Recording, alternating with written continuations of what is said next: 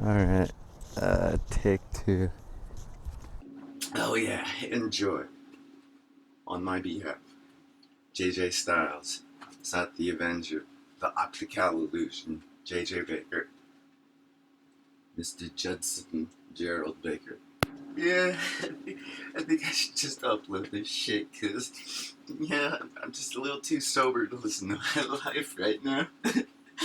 It's kind of hard to, appreciate it when you're wiping the tears and laughing at the same time, so I hope you guys like it, okay? Maybe I'll get an editor. I think I'll ask my guitar student or something. He's a pretty good writer. Maybe he'll do a forward for it, too. I don't know. Probably do nothing with it. I don't know. This will probably get like 2 hits, right? The original streamer. Have you ever felt like a natural born loser? Or maybe not that. Maybe, have you ever felt like you just don't know if you've made a contribution to humanity, to humankind, anything that'll ever be remembered? Alright, the original streamer. Have you ever felt like a natural born loser? Like, not every day, just like on a particular day, let's say. What's with all the rattling?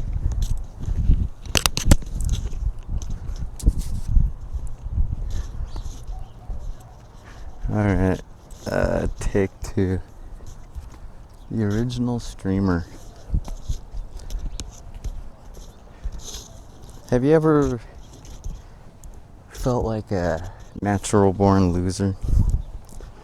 Or maybe not that. Maybe, have you ever felt like you just don't know if you've made a contribution to humanity, to humankind, anything that'll ever be remembered? Well, I suppose that's how I was feeling the day I contacted Jason Scott over Twitter in like a private message because, well, I'd been watching Star Trek, and yeah, it was that episode with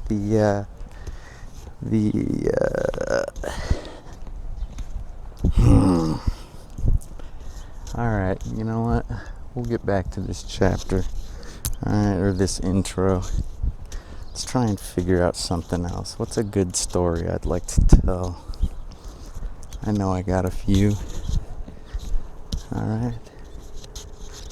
Let's see. Come on, man, come on. Got something right? Probably.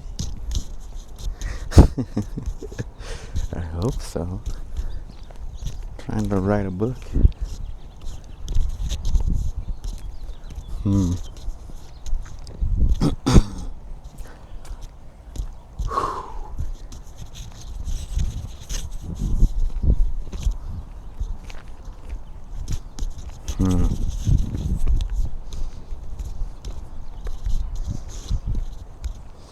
Alright, this one sounds like fun. So,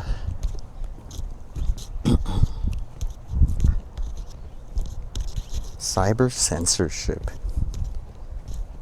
At the public access TV studio, in the lobby area on the first floor, after you walk through the front door and past the sign-in desk, they decided to install some public internet terminals. Yes, they started out as PCs. You know, they could have been 486s, I suppose. And then eventually, they installed iMacs. But while they were using PCs, they were running Microsoft Windows 3.11, Windows for Workgroups. And yes, folks, they installed cyber censorship software, otherwise known as a net nanny or a filter. And yes, it sucked. It didn't just suck for kids. It sucked for the membership as well. I suppose on public internet terminals, it is usually a good idea to have some form of control in terms of what people are going to be looking up online with these public terminals, because hey, they could be looking up all kinds of disturbing things, which could be causing disturbing circumstances wherever they may be. Okay? But I got to admit, at the TV studio, there were all kinds of disturbing TV shows, if you will. Truly. And if the producers were indeed going to prepare for their disturbing programs, sometimes it really helped to be able to do so online. So, what to do. Back then, there were only a handful of censorship software titles available, or what you would call parental control programs. Stuff like Net Nanny and Cyber Patrol were the two dominant titles, both consisting of titles that impose some type of authority figure in the form of a human, but still represented through a program. You know what I mean? A nanny is a nanny. A patrol is a patrol. So you're supposed to make these correlations and equations yourself and decide which you prefer. Do you want to nanny your kids, or do you want to patrol your kids? Oh man.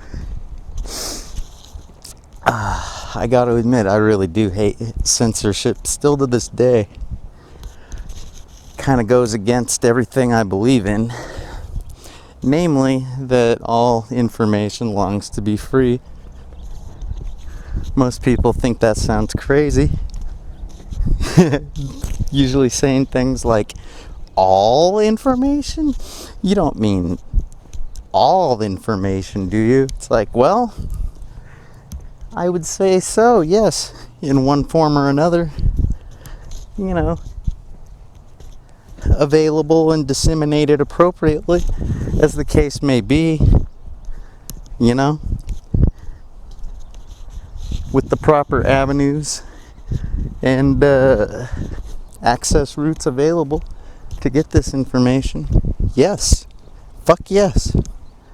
So anyways, where was I? Oh yes, at the TV studio, they had decided to install Cyber Patrol. So, that's right, we were on high alert, folks. Oh yes. You better watch yourself. Don't get in any trouble now while the net terminals are on patrol. Anyways, it seriously did suck because there were so many websites that you couldn't go to. These net terminals, they didn't have Cyber Patrol at first. We had a good few months probably without any kind of controls in place. Obviously, Windows 3.11 for work groups did not have any types of censorship controls for online types of things, because Windows 3.11 barely had anything. It barely had a calculator and a clock. It barely had a file manager. So, and the fact they called it Windows for Workgroups, they added the extra 1 as opposed to Windows 3.1. Yeah, it barely had network access. Truly. Most people added internet access through WinSock. You can go look that up if you want to. Right now, we're talking about Cyber Patrol, and could have been a token ring network, could have just been TCP/IP, maybe Novell.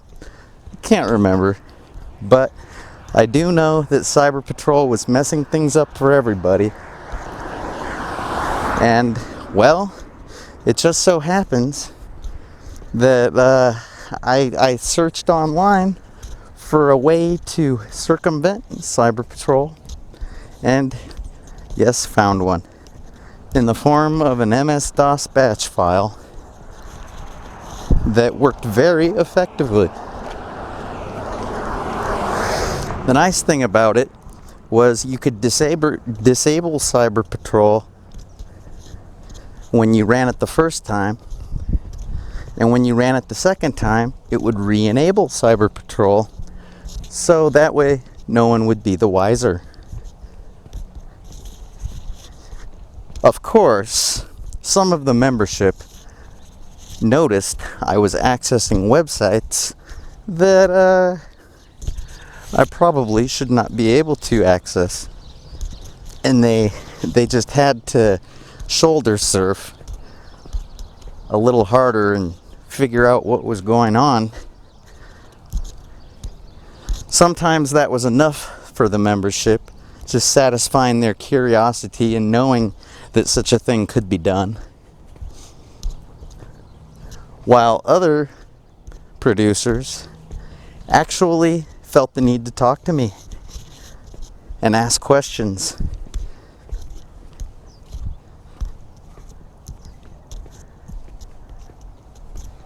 I'm pretty sure this was around the time I met Bill Almick, a local producer and a person that had a history in radio.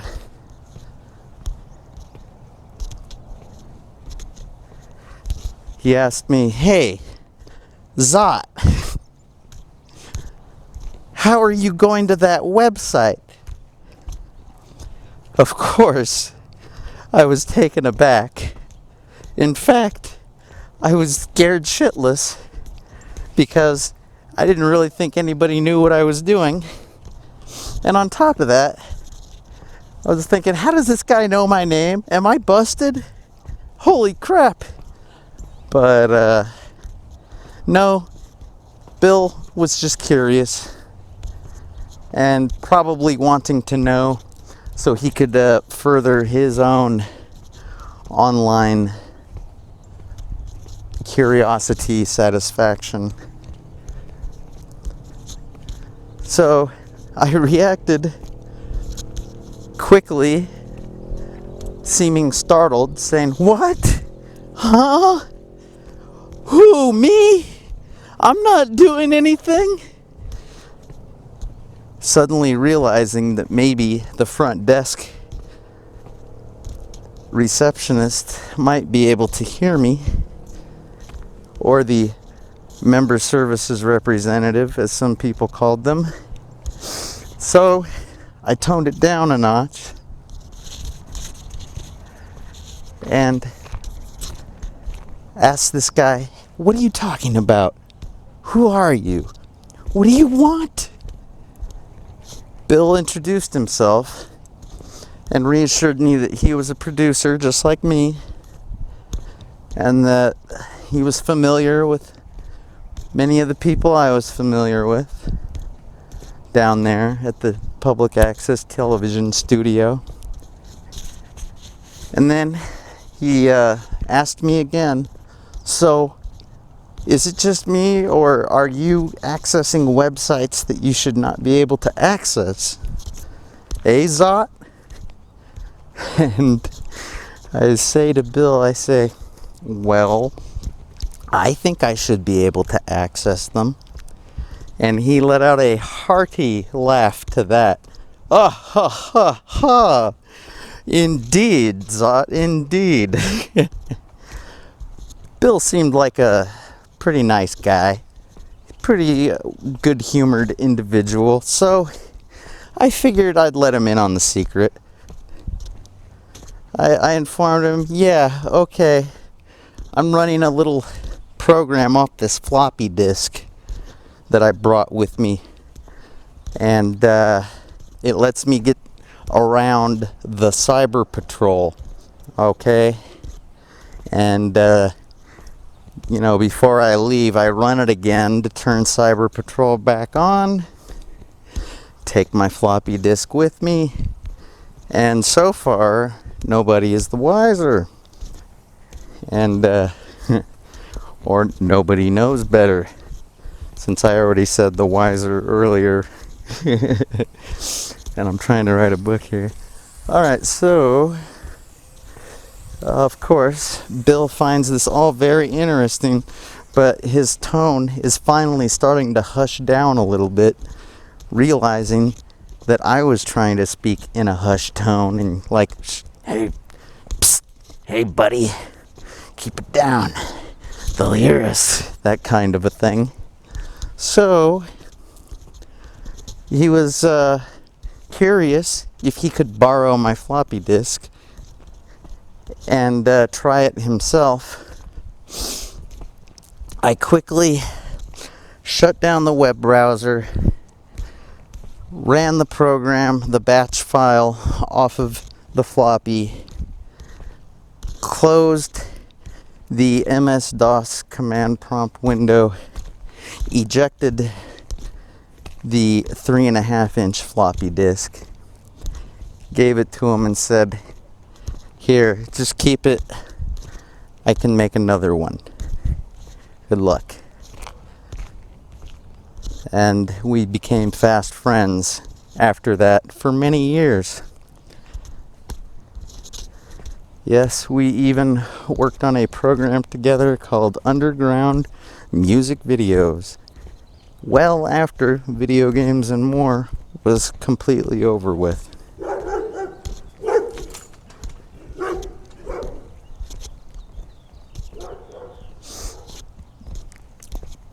Bill was just another one of the many producers at Axis Tucson that knew how to get himself into trouble. Much like myself. Except the way Bill would get himself into trouble is by overproducing. Several years down the line after I joined the studio, there was a policy implemented that each producer, each member of the facility could only have 2 programs under their belt at once. And that was it. If you had more than that, you were going to get in trouble. Anything from suspended to possibly kicked out. I mean, it was basically all in the determination, it was all in the subjective opinion of the head staff of the outfit. Yeah, I can probably say that better or write that better. But anyways, so I recall one point when Bill had 9 different programs that he was producing, mostly musical in nature, such as Celtic music and more, underground music videos, and, well, just about anything you could imagine. Like I said, Bill had a background in radio, so he kind of had a knack for that sort of thing. and it was a natural conversion for him to switch from radio to music video. But yes, alas, when the staff and when the organizers finally realized that he had something like 8 or 9 programs going at once, they quickly put a stop to that and curtailed his actions. Quite frankly, I believe they were shocked that he was able to pull off such a thing. But Bill was pretty savvy and familiar with the system they had there. There was a way to get around it, all right. Because you see, each producer of each program could have a so-called co-producer. And Bill managed to make himself the co-producer of most of his programs.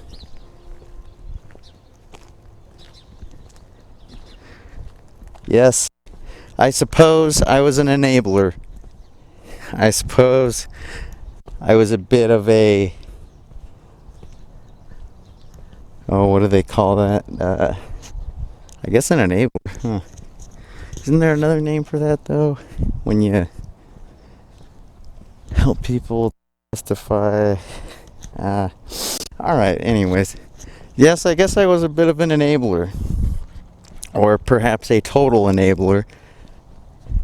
By agreeing to produce underground music videos for Bill, essentially. But how could I say no? This guy had new DVDs all the time of really cool stuff.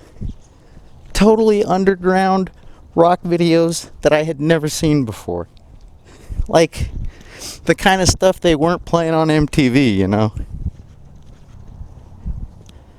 So I was definitely getting something out of it. Plus, I was very busy at the time, having reached adulthood basically,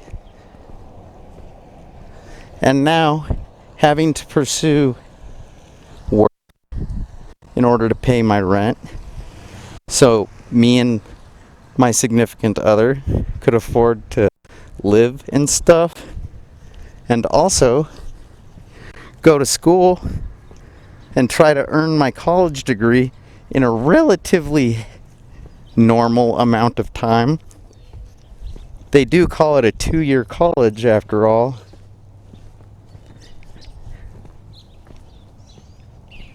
And it was nice having a way to maintain some kind of status, some kind of connection, and some kind of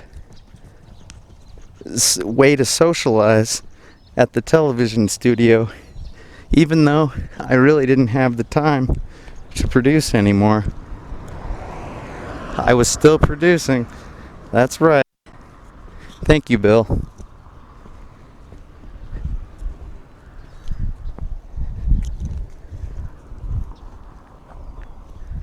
Alright, that seemed like a pretty decent way. Yeah, I like that. That all worked. Alright, stop. Alright, here's another chapter. So, yes, when I first started hanging out at public access, I developed a bit of a reputation as a rambunctious, wild, and hyperactive kid. I suppose it was because I could be seen all over the place at any given moment. Usually, I was just trying to hang out with the other kids there. Basically. Oh, sorry, machine made a noise. Basically, I was just trying to hang out with the other kids there. Or hang out with the girls, as the case may be.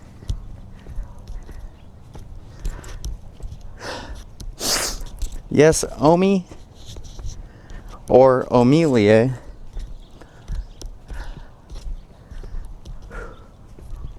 and Stephanie, or just Steffi, were quite fond of running around the whole studio like they own the place. Oftentimes wanting to go down to the basement to play games or tell stories using the various props that were available for producers to use and stored down in the basement. Yes, it was a very interesting array of just the most random stuff. Mannequins, umbrellas, I think pretty much if somebody left something down in the basement, it just stayed there. I don't believe there was a catalog or anything of actual items that people kept down there. So, and yes, the piles grew to be quite high, allowing us to crawl around, hide under things, hop over things, and such. And there were even wigs and various clothes that we could use as costumes to get even sillier than we already were being.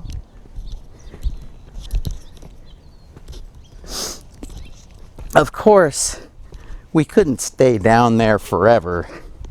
After all, we were there with our parental figures, parental units, if you will. Steffi, the daughter of Shane Eden, Amelia, the daughter of Lou Golden and Ruth Golden, and me, well, you know me.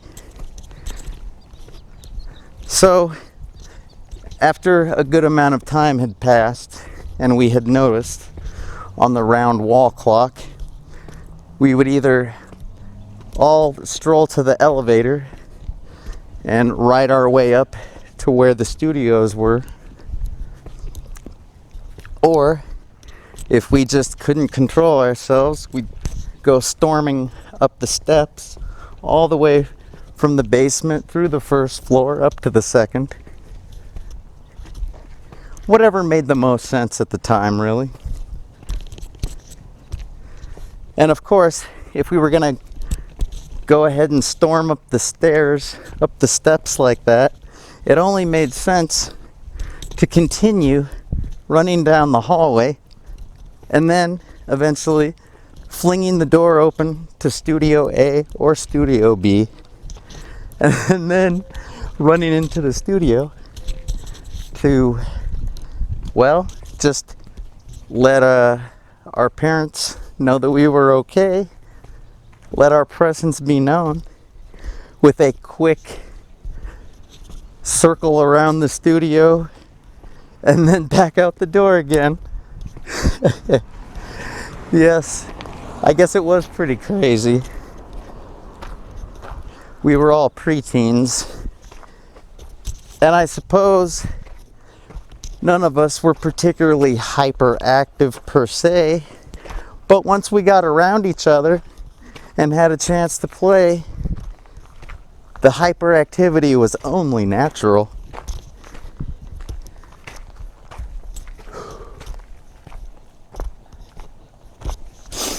For some reason, excuse me, catch my breath.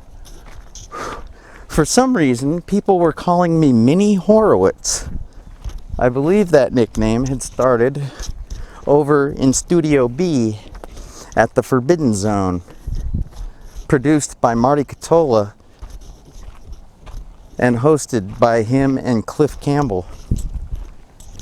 Cliff was probably his co-producer. I can't remember. Go look it up on YouTube if you want to. Still, I don't know why I was called Mini Horowitz. What the hell is a Horowitz? I suppose I should go look that up.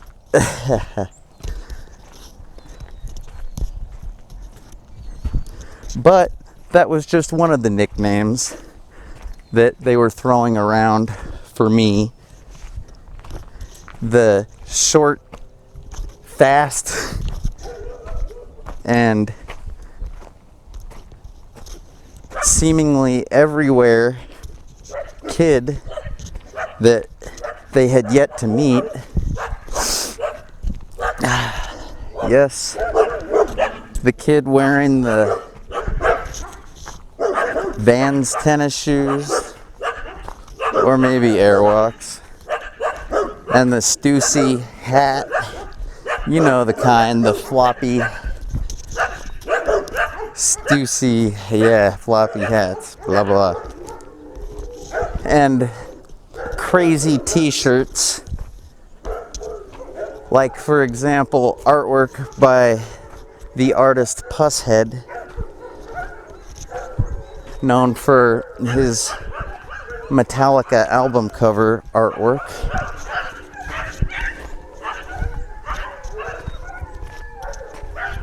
As luck would have it, my mom would end up working crew for the Forbidden Zone at some point. I can't remember if it was audio or camera, something like that.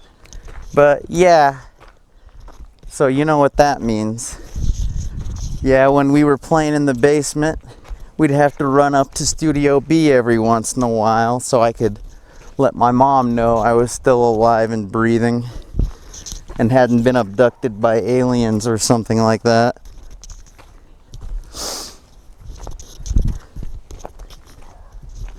So it was around that time I became familiar with these nicknames that were being used for me. Stuff like Mini Horowitz and Zot. Seemed to me that Marty preferred Mini Horowitz, but most everybody else was favoring Zot. Of course, I knew not what either of those meant or what they were about, but it all seemed fun to me, and I was not bothered by the fact that I had a nickname or two.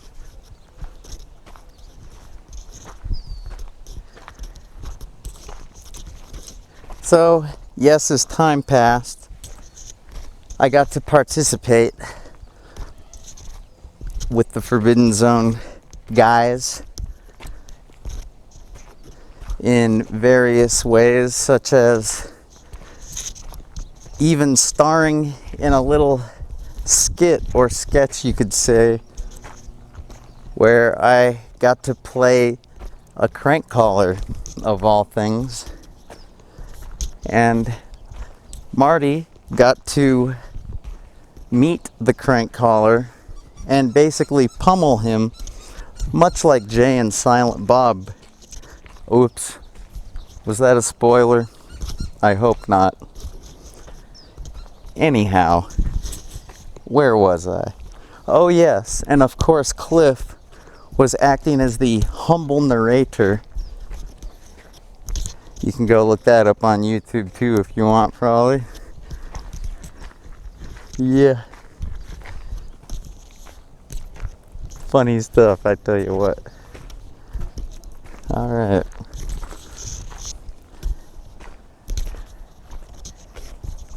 I could go on about further adventures with the Forbidden Zone guys, but this was basically the era. Yes, the era where I got my nickname, and yes, that was basically before I became an actual member or producer and crew member, and before I knew how to do anything down there, and was basically just hanging out. Yep. All right.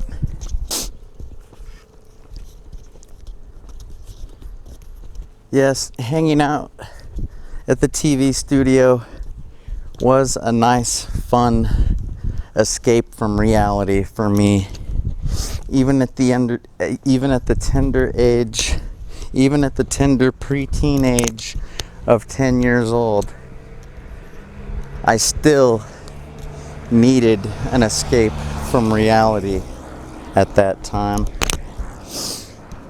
Yes, it was around 1991 or so. New Kids on the Block were very popular, as was MC Hammer, Vanilla Ice, and Faith No More. Anyhow, I was going to Tully Elementary School for the 4th grade over in Barrio Hollywood area of Tucson, and I was miserable because yet again I was a new kid, having transferred from Corbett Elementary, where I was a 3rd grader, friendless, very alone, and basically getting, what would you say, schooled? Basically getting told what to do by anybody that decided they felt the need to. Because I don't know if you realize this or not, but cool kids, they don't pull their socks up, alright? They scrunch them down around their ankles. So if you wear your socks up around your calves, that is so nerdy. I'm just letting you know. At least that's how it was back then. That's right. And of course, all the cool girls had their New Kids on the Block buttons on their desks, right where they would keep their pencils, in the built-in groove of the average desk. Of course, these were not your average buttons. No, these were oversized, and, well, what can I say? I guess every girl needs a heartthrob, or 2, or 3, or 4, or 5 to grow up with, right? Oh, man. And, of course, all of the other standard things, such as slap bracelets and clackers, which were these balls that clacked back and forth and were very noisy, quite rhythmic. Anyway, I could care less about any of those things because I was apart from my father. Yes, he had been on a drunken alcohol binge bender for the past year or so, and it was basically horrible for me, having grown up with him for the previous 10 years. I had grown accustomed to him and his funny ways. What I mean is, it was nice when he made me macaroni and cheese for dinner or lunch. It was nice when he made me scrambled eggs for breakfast. It was nice when he took me to school and my mom would pick me up from school. Or it was nice when he would bring his guitar to school for show and tell, or, you know, what do your parents do for work day? Whatever they call that, vacation day. Yeah, it was safe to say in kindergarten, for sure, I was undoubtedly the coolest and luckiest kid there. My father performed such hit numbers as Somewhere Over the Rainbow and La Bamba. So, yeah, granted, it wasn't always fun and games with my old man. No, I suppose technically he was mentally ill. And when I say technically, I mean basically that when he needed to, he would get checked into mental institutions all over town, varying from Tucson Psychiatric Institute, Charter, Lark, Keno, and, well, I don't know, just about any place that would take him. And I'm sure you can guess that it wouldn't take long for him to start singing songs, playing guitar or piano or whatever was in there, and getting the entire staff and patients as well to just love him to pieces.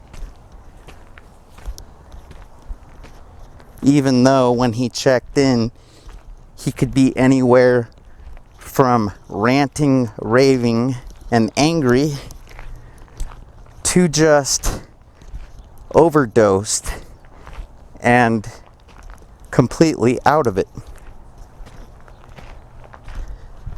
Yeah,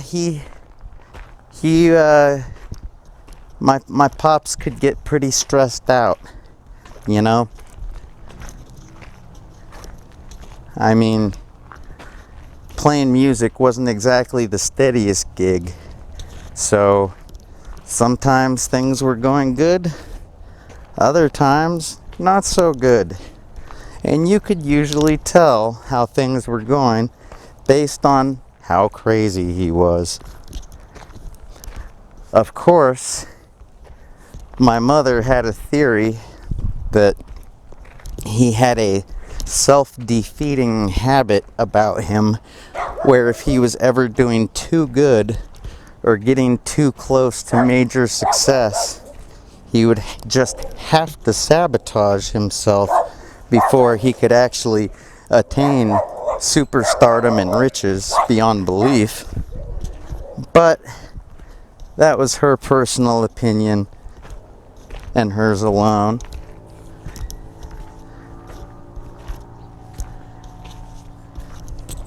Personally, I think his attitude was usually more circumstantial rather than actual plotting or self-control, whether it be destructive or non-destructive. But yes, I'm just trying to let you know some insight, because that year, the year of the new kids on the block, was a very lonely one for me. I had already spent a good chunk of it without him, and had even spent some time in a women's shelter with my mother, where we were basically hiding out from him. Hiding out because he had left some really nasty, vulgar, scary phone messages on the house answering machine when he was drunk. Yeah. Not a happy drunk, unfortunately, but rather an over drinker, if you will. And I believe I can safely state that when most humans overdrink, the outcomes are unpredictable at best, and usually quite destructive to the drinker and those around as well, particularly if blacking out is a part of the overdrinking equation, as was the case with my father sometimes. So naturally, I did not blame my mother for hiding from that crazy SOB. No, I suppose at first I thought it made sense, and I was quite glad to be out of reach. He was being scarier than I had ever seen him in my life, which was saying quite a lot. But no person is entirely bad. And of course, as time went by, I missed his funny and helpful and, well, I missed my father.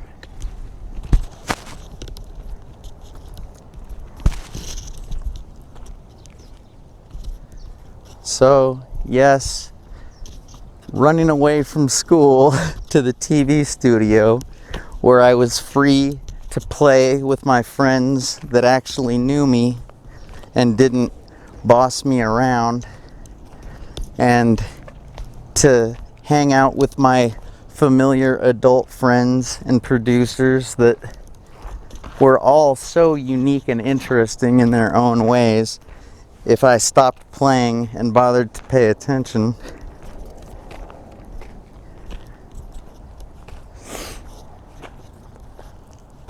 Also, I had acquired my first real skateboard during that time. Yes, you guessed it, my father taught me to skateboard a few years earlier, but that was on a banana board, and it really stunk. It was a puny, crummy little thing compared to my World Industries Jeremy Klein Super Mario deck that my mom had helped score for my birthday. Yeah, I suppose those times had their ups and their downs, that's for sure. Especially when I was skating up and down hills. Oh yeah, you like that? It's kind of funny, right? Nice little... Yeah. Well, I suppose our separation couldn't last forever. Actually, only about a year. We had caught word that my father was in the hospital.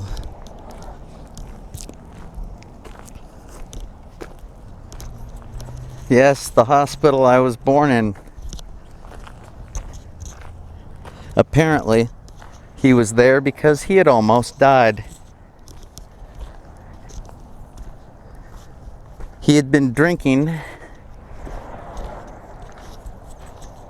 where he lived with his friends and neighbors, which was apparently his habit for the past year.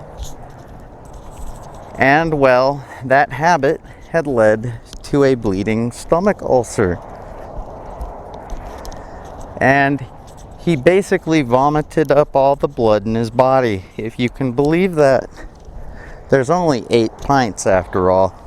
That's not that much when you're just spewing it out of your mouth like a water fountain.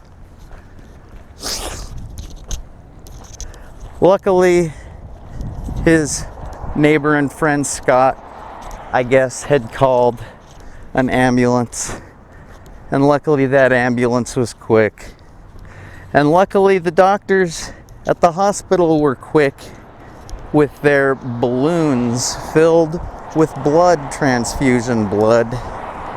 Because had they not been, he most certainly would have been dead longer than the 30 seconds that he was clinically dead for. Probably would have been dead forever, actually. Anyhow, when we heard about that little piece of news, we talked about it and decided we should go visit him. Basically, we decided that he couldn't be a threat at this point. laid up in a hospital bed, nearly dead, which of course had been the main reason we had avoided him for the past year.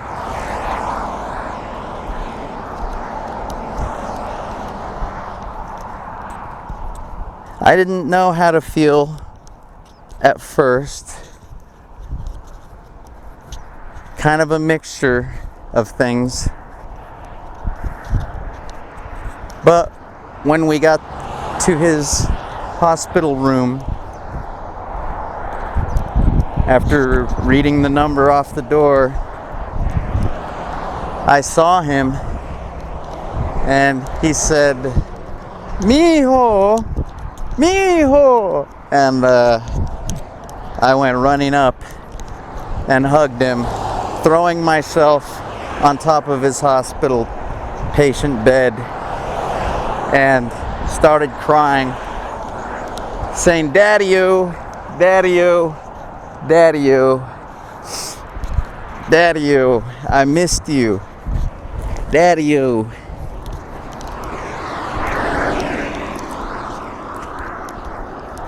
So we were united and reunited once again. Basically never to part ways for too long, or for bad reasons ever again.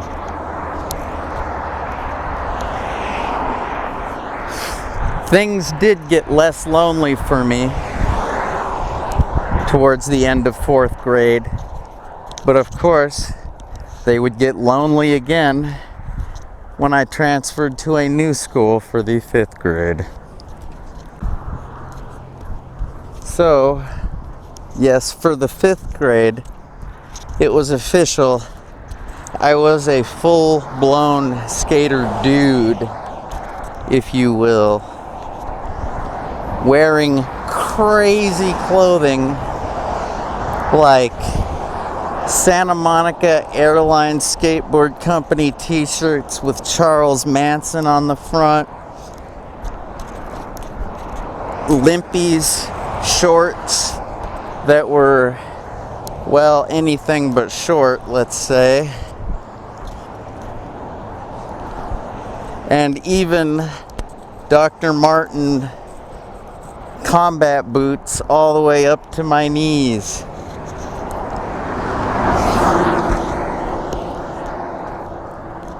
I can't remember how many eyelets it was, but I'm sure you know, because you're cool, right?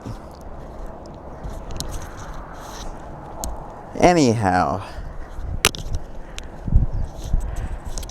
nobody else at my school really dressed that way, except for the middle schoolers, who were much, much older than me. Yes, at this elementary school, they also had 7th and 8th graders. And man, I thought those kids had it going on. With mohawk hairdos, Dead Kennedys t-shirts, and yeah, just total punks.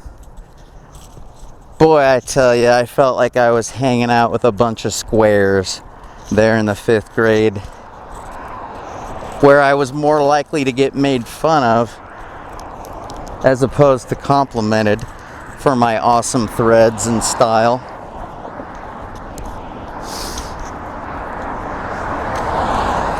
Yes, but I guess I was shy, or maybe it was the school schedule, like, I don't know. I never really hung out with those middle schooler guys. No, I was kind of just sticking with my own grade. And, well, I suppose none of it would have really mattered, because being the new kid is pretty much always a guaranteed bum trip for me. It takes time for me to make friends, apparently. I guess I'm shy, maybe. Or maybe I was. I don't know. But, yeah. It was still nice being a full-fledged skater, dude. Because my skater die attitude basically kept me happy. And my Sony Discman certainly did as well. Especially the battery-powered speakers, computer speakers that I would carry around in a lunchbox type bag and listen to my cool skater tunes like Fishbone and Faith No More, whom I had become very familiar with at that point. The Red Hot Chili Peppers, who I had already acquired 2 compact discs, the Abbey Road EP, which was my first, and the Mother's Milk album, which I probably played every day. And, well, I guess you get the picture.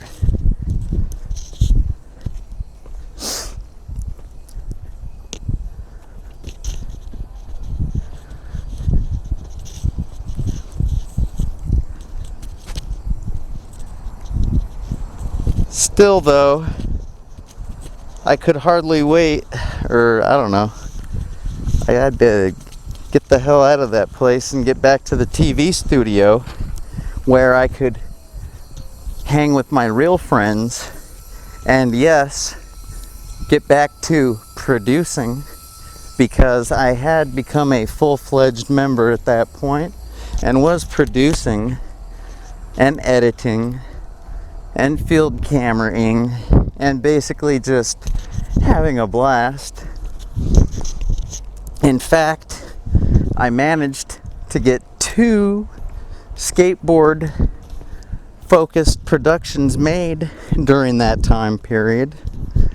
The first one being Nameless Skaters, which was a local skateboarder and teenager-based documentary of sorts, basically getting a feel for what the kids were going through on a daily basis, whether it be getting hassled to leave the areas where they were skating, or let's see, getting hassled and basically, what else were they going through? Basically getting hassled. Yeah, man. But because they were underage, I obfuscated their identities using various video graphics effects like mosaic and posterize, and then got to focus on them for a skateboard type music video thing after the interview. It was a whole lot of fun, and my mom helped interview everybody, helped me carry the camera, and, well, basically helped me. And I was just so grateful that she did that, and kind of never wanted that day to end. But when the sun started to set and when the skaters started ollieing over orange cones at the Tucson Convention Center, it was about time to call it.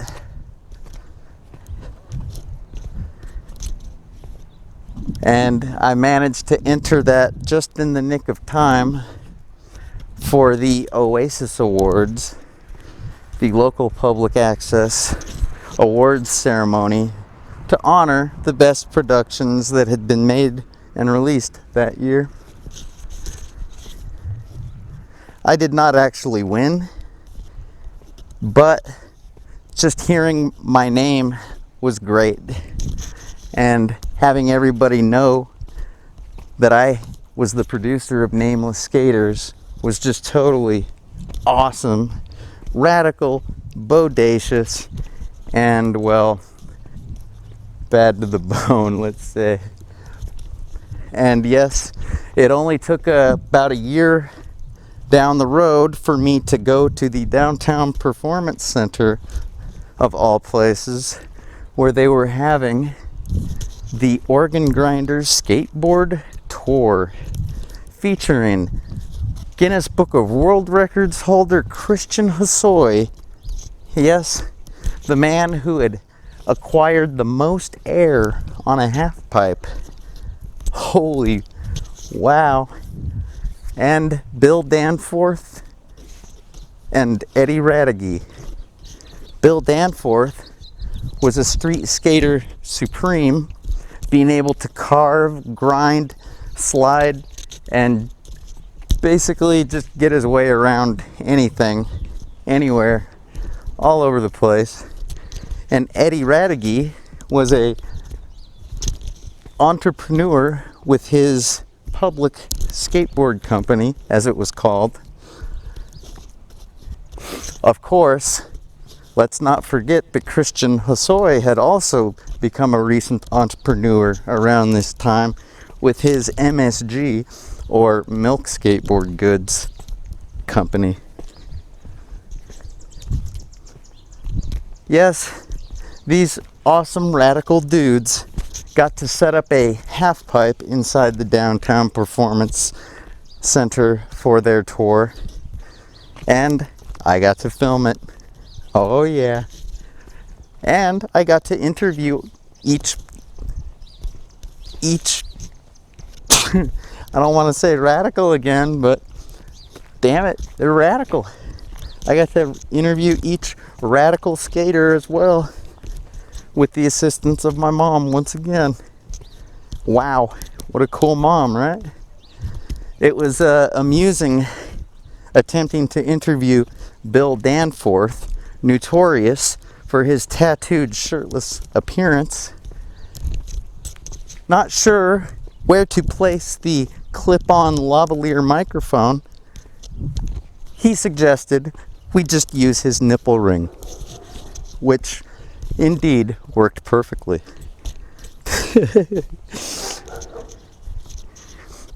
And yeah, it's all on YouTube. Go look it up. Oh yeah. And here I am, about 30 years later, still talking about that like as if I'm some kind of badass for something I did before I had hair on my balls. Well, what can I say? I was pretty badass for a prepubescent preteen. F&A I was. Skate or die.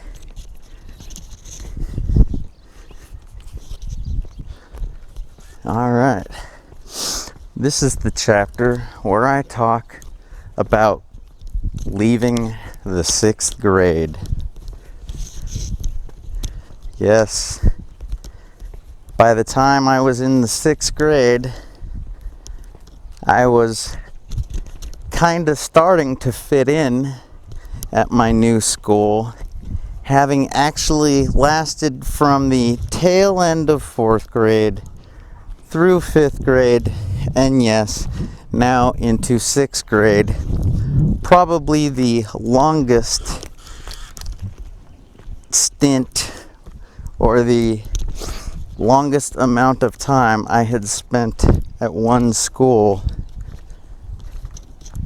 and the most sequential, the most consecutive grades in a row. Yes, I guess I felt like maybe I was starting to fit in. It wasn't terribly difficult, I suppose. There were only several groups of kids, if you will, or subcultures. There was basically the nerds who usually were talking about TurboGrafx-16 games, such as Splatterhouse. And I think Keith of Courage, wasn't that another one? I don't know, because I didn't have a TurboGrafx-16, which kind of made talking about Bonk's Adventure a little bit difficult. Yes. So, aside from the geeks, who else was there? The bad kids. Yeah, it wasn't a huge class, no. Basically had a handful of geeks, a handful of bad kids, and then of course there were the girls. But yeah, if I was gonna hang out with the boys, it was gonna be the bad kids essentially, because the geeks didn't play my video game system, and I don't know, I guess it made me kind of want to noogie them and, you know, bully them, which, you know, as luck would have it, the bad kids thought that was pretty cool. Go figure. My natural jealousy and rage had translated into cool points. Nice. So, what do cool kids do in the 6th grade? Well, aside from bullying, smoking cigarettes, of course. Yeah, I had figured out how to grab a pack off of the countertop at the local Revco drugstore back when they used to keep packs up on the counter like that. Can you believe it? Yes. No, they were not always kept behind the counter. But, hey, I don't know what to say to that, really. It's still hard to believe. But, hey, at least the spray mouth freshener was also easy to steal as well, because, well, let's just say I could not afford to get caught with smoker's breath. I mean, I was like a 12-year-old 6th grader. That would be crazy, right? Well, as we would sneak off to this area of the playground where there was like a building that wasn't used for anything. It was a small little brick building. I don't know. Could go around to the other side of the wall and hang out in the shade, puffing our stogies. Sometimes Camels, sometimes Marlboros. Let me think. What were those other ones? I think they started with an M. They were like metal, you know, the one that they like on Sunny in Philadelphia. Charlie wears a T-shirt from sometimes. Oh yeah, and there were Mavericks. You know, all kind. It's basically whatever I could get, but. As we're puffing away on our stogies, trying not to cough too much, naturally, the bad kids would, you know, be coming up with bad ideas. And of course, the pass out game was one of the things I learned about, where you put your hands on your neck and you lean over and you hyperventilate and do that until you pass out. And then basically your friends help you come to. Like, I never actually did that. No, I just politely declined whenever they'd ask, hey, do you want me to help you come to, JJ? I'd just be like, nah, I don't have time for that right now.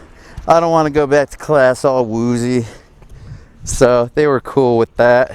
But I must say, it was pretty creepy the way these kids would be standing there one moment and then just passing out and falling over the next. But they said it was fun. I still don't really know, but anyways.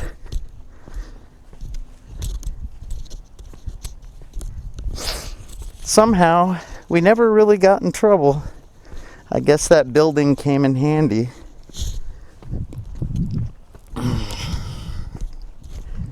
Yep, good days and good times for the bad kids. But being bad wouldn't always be good for so long. No, because like I mentioned, this would be the year that I leave the 6th grade. Yeah, I left all right because towards the end of the school year, around photo day time, I had found an envelope of money on the ground. About $7. Yes. And I was going to keep it and go play video games at the 7-Eleven after school. Preferably with at least one of my bad kid friends. I mean, what fun is it to play Street Fighter all by yourself at the arcade machine? So,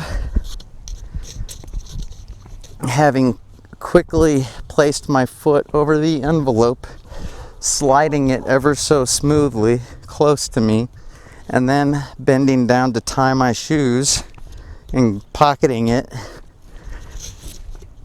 I approached a friend of mine, the first bad kid I saw, and said, "Hey, look what I got," pulling the envelope about an inch or two out of my pocket. And then, of course, my friend is like, "So what? I'm getting my picture taken too." I'm like, "Oh no, that's not my envelope." And he says, "Whose is it?" And I'm all, "I don't know, somebody's." And he got scared. And for a bad kid, he seemed really scared because I wasn't that scared. But yes, he got paranoid, scared, and said, "You gotta get rid of that. Ditch that before you get caught." And I said, "I'm not gonna get caught. I'm gonna go play video games at the 7-Eleven. Maybe get a soda and some chips too. Maybe a candy bar too. What's your problem?" Oh dear, this kid was spazzing bad. And he said, "Dude, you gotta get rid of that, man. I can't be seen with that. I'm gonna go tell on you." And uh-oh, all of a sudden I knew why he was so scared and paranoid, because I was feeling exactly the same way. Yeah, I was all of a sudden kind of getting terrified, but angry as well. I said to my friend, I said, "Hey, wait, slow down. You're not going to tell on me. Why would you do that?" And he says, "Because you're going to get caught and I'm not going to get in trouble with you." I don't know why he was so certain I was going to get in trouble. That thought hadn't even crossed my mind. I thought I was way too slick for that, right?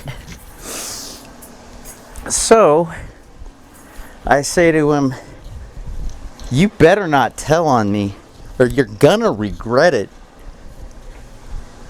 But at that point, it was too late. His back was turned and he was running towards the hall monitor and heading to the boys' room. And I couldn't believe it. So I'm thinking quickly, what do I do? What do I do? Oh crap, what do I do? I decide to follow him to see what he plans on doing. Unfortunately, the hall monitor only lets one kid go to the bathroom at a time, so I had to wait until he exited out the other hallway and the monitor had seen. And oh boy, I went running into the bathroom and into a stall, and I had suddenly realized my hands were shaking and that I was freaking out because my friend was nowhere to be seen. He had indicated that I was going to get in trouble and that he was going to tell on me. And I literally had mere minutes until the bell would ring and I'd have to be back in class. Oh no. Well, I can't afford to get in trouble. That's not the way Zot rolls. So, I did the only thing that made sense. While standing in the locked stall, I dropped the envelope in the toilet, attempted to flush it, failed, because the envelope just sort of remained in the bowl. And well, I split.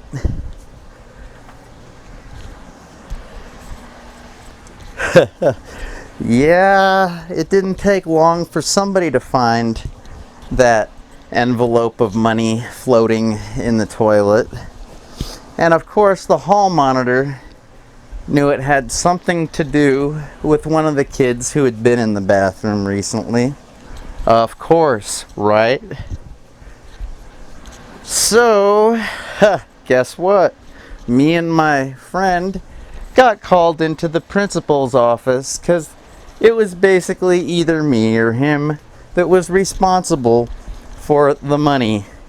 And I guess they could figure out that it belonged to neither one of us, considering pictures had already happened and nobody should have an envelope, and it was neither one of us had a name on that envelope. So yeah, we shouldn't have had it, and one of us was going to be in big trouble if not both of us. Somehow I managed to accuse him well enough because the principal ended up calling his father in, and his father ended up scolding him right in front of me. Yes, scolding him to the point where he made him cry. I was feeling like smiling at that point, but I maintained control, thinking to myself, that's what that little snitch bitch gets. Yeah, I thought that I was in the clear, and I thought I had done it in style, like a true bad kid. The only problem was, eventually, when I showed up in class, and eventually when the other students had heard what happened and somehow decided and understood that I was actually a liar, and that other poor kid was suffering as a result of me and my money thieving ways. Well, let's just say the whole class was giving me dirty looks, scowls, or just ignoring me looking the other way, pretending like I didn't exist, and making me feel like a piece of dirt. I really didn't understand how they could all side with that other kid. I mean, he was a bad kid too. He hung out with us while we were smoking, and, well, I don't know. He didn't smoke all the time. I guess he was kind of a wishy-washy, half-bad kid. Kind of a wuss. Yeah. Well, crap. This wuss had turned the class against me, and I was feeling it hard and didn't know how I was going to make it to graduation. This sucked. It was really difficult. I couldn't even borrow a pencil from anybody if I needed to. I mean, seriously, you guys. I was getting cold-shouldered, bad-mouthed, ignored, and, well, I could tell I wasn't gonna last, and told my mom it was time for me to leave. I needed to get out of there. I couldn't take the heat. So, my mother was not terribly excited about this, but of course, she knew about the money incident, having been called into the principal's office to discuss it as well. Granted, she was also thinking I was innocent, much like the principal. So, when I explained that the class thought I was guilty and was treating me like I was guilty and making it impossible for me, well, I guess she felt bad and understood that it was going to be impossible for me to continue there. So, goodbye, 6th grade. Alright, well, so now that I was free from that bothersome thing known as public school, or the public school system, yes, I'll bet you can guess what happened next. But before I dive deeply into more TV studio stories, let's finish wrapping up my phase as a bad kid, if you will. Because you see, though I had basically voluntarily expelled myself, and yeah, though I was addicted to cigarettes at that point, and though, yeah, I was skateboarding everywhere, regardless of the no skateboarding signs or not, and yeah, basically, yeah, I was a pretty bad kid, I guess. By those standards, by those days' standards anyhow. Playing Mortal Kombat whenever I got the chance. Yeah, you know, it was a rather natural progression because, hey, my father had always been the one to kind of crack the whip, if you will, or rather, his belt. Just the mere cracking sound of his belt was enough to keep me on the straight and narrow most of my life. Obeying and following, and yes, being a good kid was oh so natural up until we had become separated and continued to basically live apart, because even though we had started talking to my father again and seeing him, no, my folks would never live together again. Yes, he had gotten too crazy this last time, put my mom through just a little too much, and though we were still a family, And though they still loved each other, well, it wasn't gonna work. They couldn't live together. It was too much. So it was easy to be a bad kid when he wasn't around. I mean, I kind of wanted to be a bad kid. I was kind of mad that he wasn't around. I was kind of upset. Being a bad kid is kind of a nice way to vent. But I guess it wouldn't last forever, because I remember one time in particular, my mom was working on a television show. I was across the street at the cafe, sitting on the curb,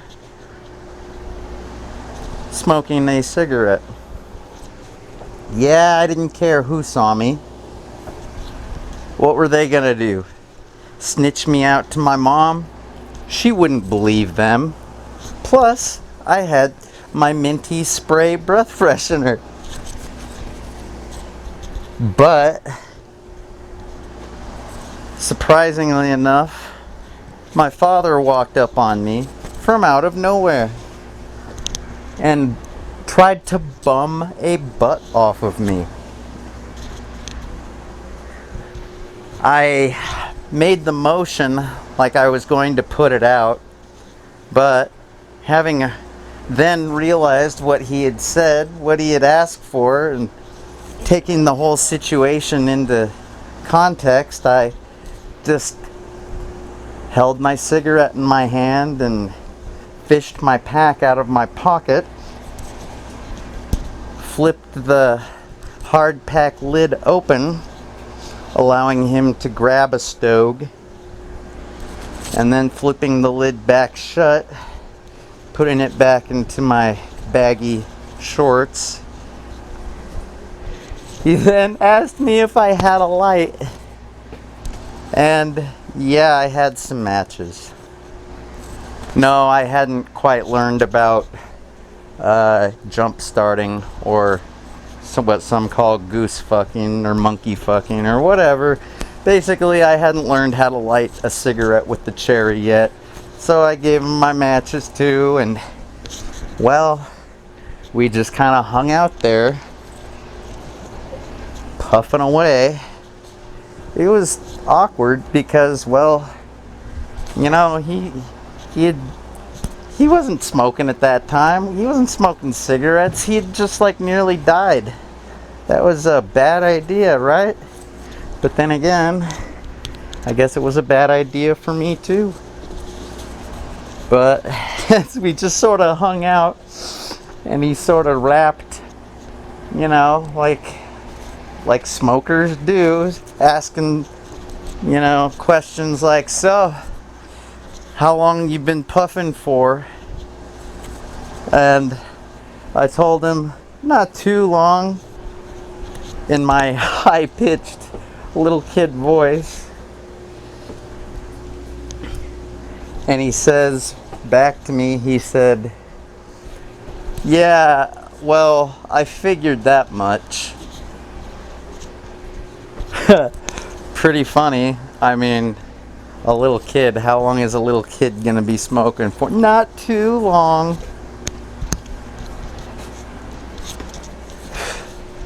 Granted, my old man, he was kind of different, you know, being a musician and all. I remember one of his favorite stories was about how when we were living on Venice Beach in California,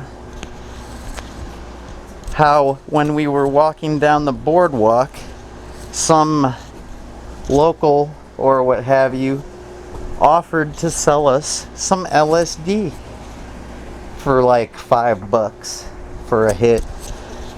Yes, from out of nowhere, some scroungy dude comes up and says, hey, you guys need any acid? I got a hit for $5. And my father, would always tell the story where he said, "Oh, no thanks, I don't need any." But I replied back saying, "Is it any good?" Now, come on. I know maybe I was a bad kid around 10, 12 years old. But that Venice Beach story, I was like 7 or 8. And I didn't really know what I was saying. I was basically merely repeating what I had heard adults around me say on television, movies, or what have you. But the way he would tell the story, you could tell he got a kick out of it, thinking it was pretty funny, quite humorous. So, yes, as we're just sort of rapping, puffing on our butts, you know, catching up as it was, he said, "You better not let your mother catch you doing that. She'll be really disappointed. You wouldn't want to hurt her, would you?" And I said to him, "Of course, no. I would never want to hurt the lady that helped me film skateboarders, professional and amateur.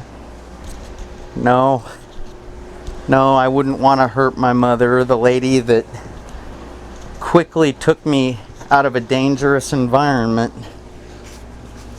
That environment being school, when the time seemed appropriate, without question or hesitation, trusting me oh so much.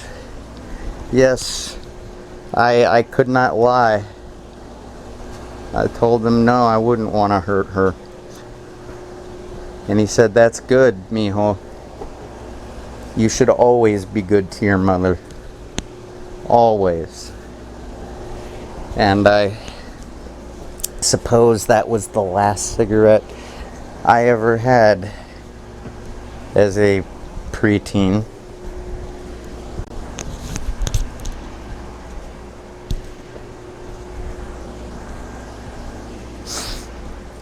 But yes, it would seem that my bad kid days were coming to an end, which made a lot of sense, considering I was going to be busy at the television studio, making money,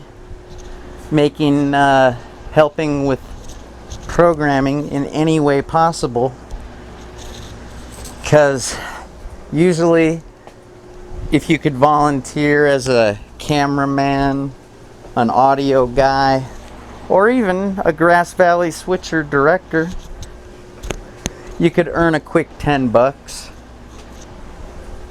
Didn't seem like the character generator person was necessarily always worth $10 though, considering that the credits were usually saved on a floppy disk, requiring little actual work from the character generator operator most of the time. Yeah, it was a good racket, making $10 here and there. I remember one month I pocketed $100. Pretty damn good for a kid. Yeah, and sometimes I'd get to take that money to the arcade, because now that my folks were basically split up, if I wanted to spend time with my old man, well, let's just say it wasn't at my home. So we found a convenient and good way to spend time was at the shopping mall, or commonly referred to as the Galleria part of the mall, where there were places to eat, a movie theater that had a few arcade games inside, and even a real full-fledged arcade over by the food court places. So, yeah, sometimes my old man would take me out to the movies. Other times I'd take him out. It was cool. We were just a couple of men like that, you know, hanging out. I got to admit, though, he was still my father. And you could tell by the way he would cheer for me every time I stepped up to the joystick and dropped a quarter. Go, mijo! Kick his ass! Show him who's boss! Beat the hell out of him! Yeah, he did some dirty looks from my opponents. But, you know, that actually worked to my advantage because I never looked away from the screen. Ha ha! Oh yeah.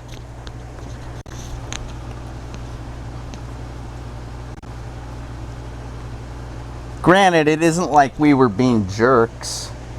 On the contrary, the competition at the mall arcade was pretty stiff. I mean, just getting up to the machine was a challenge. If you put your quarter up there on the ledge to indicate you wanted to play, you were lucky if somebody didn't snag it when you weren't looking, or if you weren't careful. But having my father there to make sure things went smooth, I never really suffered too badly at the arcade. Nah, it was pretty awesome actually. Especially during that golden era when Street Fighter, Mortal Kombat, and even Primal Rage, Virtua Fighter, Mad Dog McCree, geez, just a bunch of great games were becoming available. Not to mention all my old favorites like Double Dragon, Donkey Kong and Donkey Kong Jr., Pac-Man, and, well, basically I could spend all day at the arcade if I had the choice or the chance. But usually we had to get to the movie. You know, they do have a schedule after all. And yeah, in a way, these times were actually almost better than growing up with my father.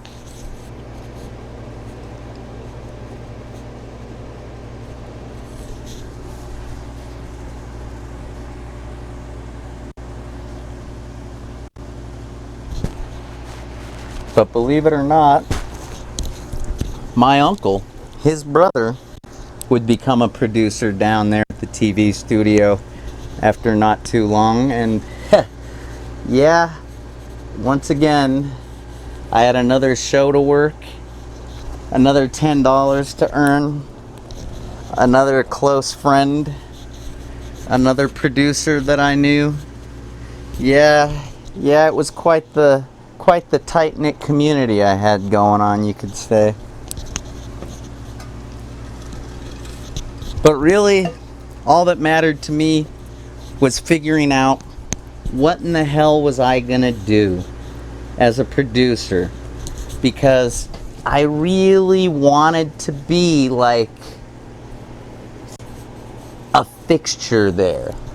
And the only way to do that was by getting scheduled. Yeah, you had to get a live program if you were gonna be anybody down there.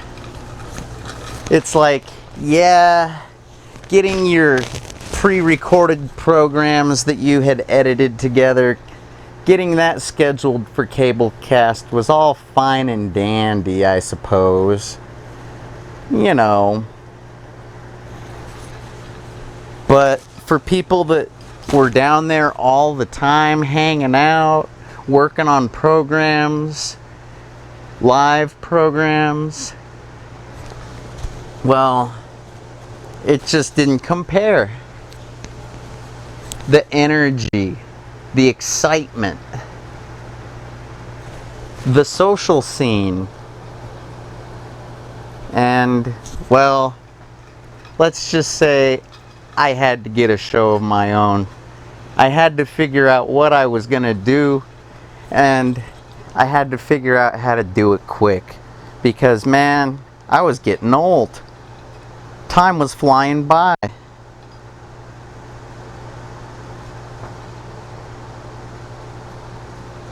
I didn't know what the future held, really. So, I decided to get a facilitator appointment for a cable cast scheduling and live program block assigned to me. Me. Of course, I still had no idea what I was going to do, but hey, at least I had the appointment scheduled.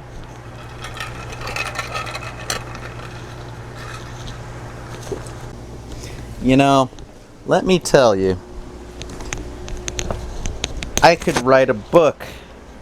Actually, I could fill a book just talking about all the different programs and experiences and everything. I could fill a book just talking about the other producers, the staff, just everything at that public access TV studio. But this is a book about the original streamer. So, what can I say? I'll stay focused on the original streamer. But, oh man, it was just such a scene down there at the TV studio. There were so many different ideas, different kinds of people,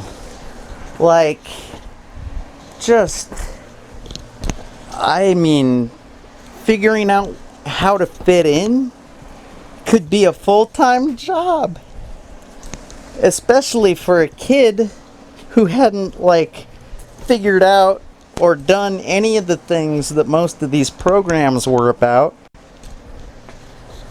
I mean, I guess the best way to determine if there was a particular scene, or if you will, if there was a particular subculture going on at the TV studio, it would have been by if there were audiences. Yes, you heard me. If there were people in the audience during a particular filming of a show, that was a good way to decide if there was an actual scene or subculture going on. And I had already figured out several of the different scenes that were going on around me. One of the more popular scenes was the religious programs, which I had gladly worked on for cash here and there, or even sometimes for free when I first started as a crew member down there. But there were so many different shows, so many different religions, so many different folks all trying to get up in front of the camera and basically show their community that their religion was the best and try to recruit anybody they could to it. And I'm serious. Christians, Eckists, Jews, Muslims, even Hare Krishnas, though I had seen more Hare Krishnas on tape than in the studio in actuality. My point is, yes, that was definitely a particular type of programming to consider as a producer. But I knew I wasn't going to be doing that. I mean, yeah, I'd been to church before or whatever, but I mean, to get up there in front of a camera and talk about that kind of stuff for an hour? Oh, come on. I couldn't even do that for a half an hour. Heck, I'd be lucky if I could do that for 5 minutes. I mean, I'd probably talk about Easter and Christmas over and over again, you know what I mean? But anyways, there were definitely other ideas out there floating around. I mean, there was like this hemp for victory type of thing, like this legalized hemp kind of vibe and programming going on, where there were like hemp rallies that were videotaped and then shown on the air. And then there were call-in talk shows where people would call in and talk about how awesome smoking dope was and just how great this show was, and that it felt great to talk about smoking dope live on the air. Like, these people thought it was the greatest thing ever just to talk about dope. The thought hadn't quite crossed my mind yet that they were smoking dope while watching and calling. But, you know, whatever. I didn't think too long or hard about that type of programming because I really wasn't qualified to talk about smoking dope. No, sorry. Yeah, I'd smoke cigarettes, but not quite yet initiated with the cannabis yet. So, again, back to the drawing board. Just what am I gonna use my time for? Because now that I wasn't going to school, I did have the time to really just make a great program if I wanted to. And I did. I really thought that making those skateboard productions that I had made were, man, it was great. Holy crap. I kind of wished I could just do that and strictly that, but I had learned from experience that skateboarding in the studio was in fact a no-no. So,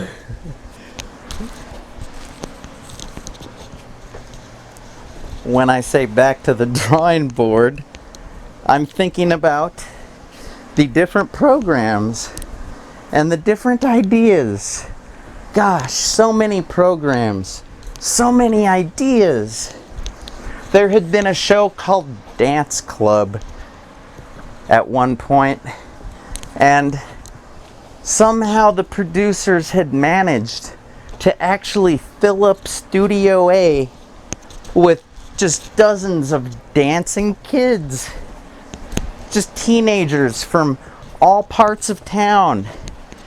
There were preppies, vatos, homies, chicas, blondies. Like, man, I'm telling you, if these were kids that enjoyed dancing to dance music, they were there and they knew about it. I mean, I could only dream of having the producer type abilities and skills that it took to do something like that. I mean, to recruit all those kids on a regular basis, get them to show up, and then of course to have the music ready, you know, fresh tunes each week, you know, bumping, thumping, and well, let's just say all grind-worthy tunes. Man, oh, I wish I could have done that too, but that was out of my league as well. Darn it, this was getting tougher and tougher. Just so many good ideas, but I really wasn't, like, qualified. I just, it just made me grip my teeth and squint my eyes and, well, then open them again real wide, look at my pad of paper, grab my pencil so hard it was starting to splinter and crack, and just tapping my eraser on that pad, tap, tap, tap, just trying to figure out, what do I do? What does a kid do? What does a kid producer do in this town? Question mark, question mark, question mark. And yeah, there were even more radical ideas that I knew I was not qualified to tackle. Kind of like the Rocky Horror Picture Show fanatics, like Charlie Brown. Oh, yeah, I'd basically gotten the gist of what that movie was about, though I had never really seen it. And I knew it was more of a musical than an actual movie as well. I also knew it had a very adult reputation, probably because of the provocative clothing that was often worn by the attendees at the film screenings locally. And yeah, no.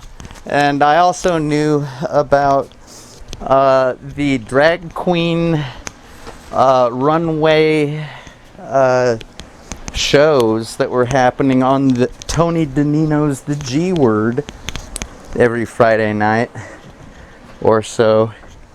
And though those shows were almost as fun as Dance Club, it was still not really my scene. I mean, let's just say I wasn't prepared to put on a dress at that point. Goodness gracious, goodness gracious. So many programs, audience members. It's true. Each one of those programs had tons of fans. I could just latch on to their fan base and coast for God knows how long. I suppose the ideal situation would have been for me to do that, and then for the producer to like drop dead or move away or something, and then I could totally take over. But no, I did not need to do that. I did not want to do that. And well, I was going to find my voice. Damn it. Whether it killed me or maybe just made me hoarse, I would find my voice.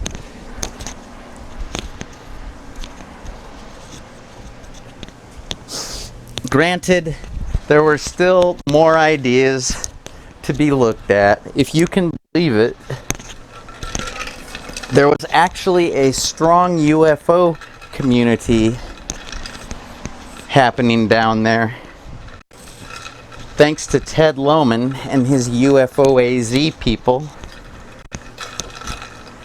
Yes, and it was an interesting time for UFO people because of great science fiction like The X-Files, Alien Nation, War of the Worlds, and writers like Whitley Strieber.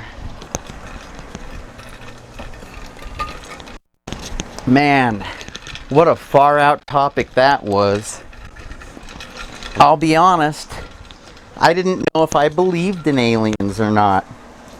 I mean, yeah, UFOs, aliens, all that junk is fun to think about, and science fiction was a pretty cool genre of fiction, and UFOs will, let's just say, falling into that world would have been real easy for me. I mean, heck, I already played video games that had aliens in them. Kind of like Metroid. But, yeah, nah, I gotta pass.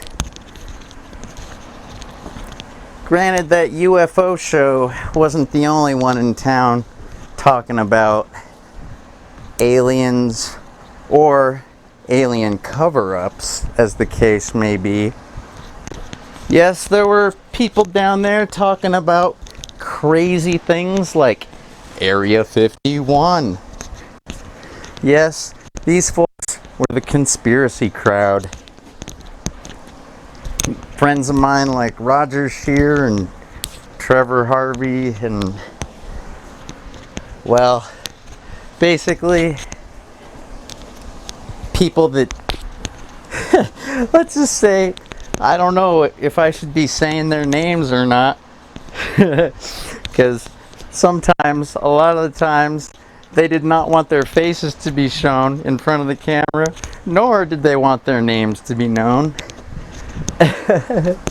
But they still wanted to get the message out and spread the word that conspiracies were amongst us. And it was up to us to keep our eyes and ears open and aware. And, oh, give me a break. Yeah, I was happy to work on those programs for an extra buck here and there, but I could tell that that was way more paranoia than I would ever be able to handle. I mean, after the photo money incident at school, I was certain that paranoia was an uncomfortable feeling that I was going to try to avoid the rest of my life. Good grief. This is just getting to be too much. I mean, how long had I been down at this place? Like, how the hell did I know all of these people by name? How had I worked on all of these programs? How on earth? What the? It's no wonder I wanted my own show. I had even worked on music programming like Harrigan After Hours, which was kind of a special treat for a kid, considering it was broadcasted at midnight on Saturday nights. Usually that's kind of late for a tyke, but when you're the camera guy, you kind of gotta show up. So there you go. And Jay Burns was a fantastic director to work for, as was Marty Holden, a fantastic audio guy to work for. I kind of learned from both of those guys just by watching them and getting tips as well, getting tutored. But, oh man, there was one other idea, I suppose, that could work. I mean, it's not the most creative idea in the world, and there were other shows, you know, that were doing this idea already. But the thing is this idea, it took style, and it took charisma. It took that certain kind of pizzazz, if you will. You know what I mean, folks? You know what I'm talking about? I'm talking about talk shows. I had all kinds of friends that were doing talk shows. I mean, there was Arthur Michion doing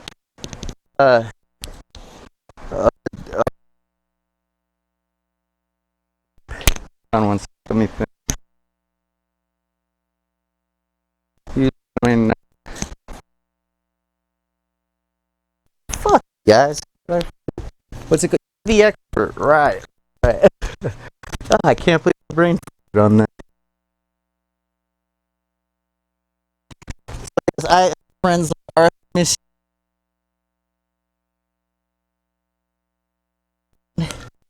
doing programs like You're the Expert.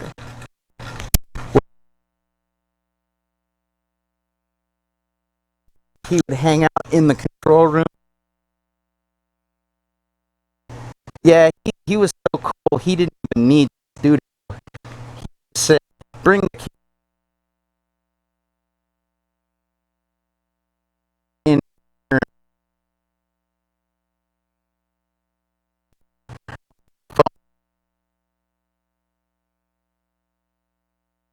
take it from." Arthur was a pretty cool guy. I mean, I had taught him how to juggle after all. Yes, you heard me, juggle. You know, I was a bad kid, but I was also kind of a nerd. I had several of the Klutz, spelt with a K, books. So, sacking, juggling, yo-yoing, and origami. Oh boy, I guess I had more than just a few Klutz books. Anyways, also, Jay Burns had a program, Jay's show.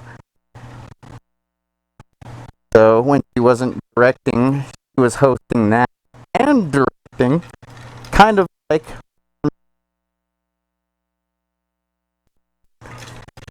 Oh, what else was there? I guess there was Miguel Ortega doing Hip to the Hype, who was kind of like another talk show. Man, I gotta tell you, I was already comfortable in the control room.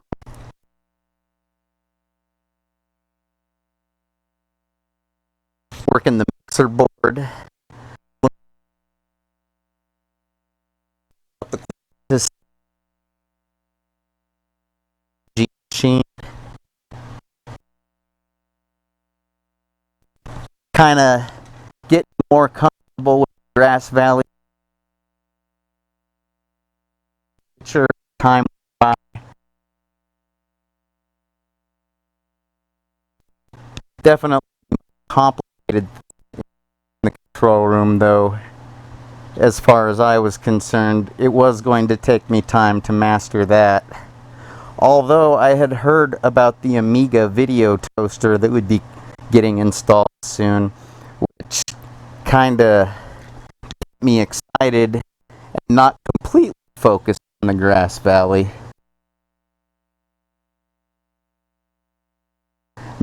But I'd need to save some brain power for the toaster at some point, which was already familiar to me thanks to network programming like Home Improvement with Tim Allen, otherwise known as Tim Toolman Taylor from Tool Time, with his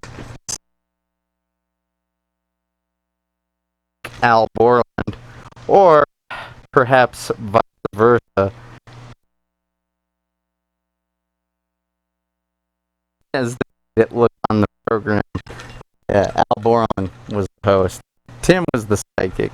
Yeah, whatever. All I knew was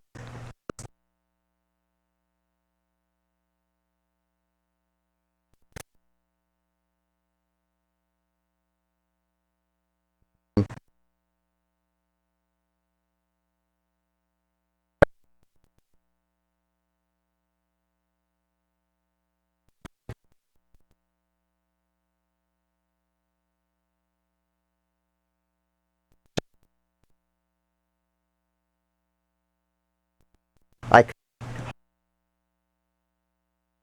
hardly teeth into that. Oh, so much.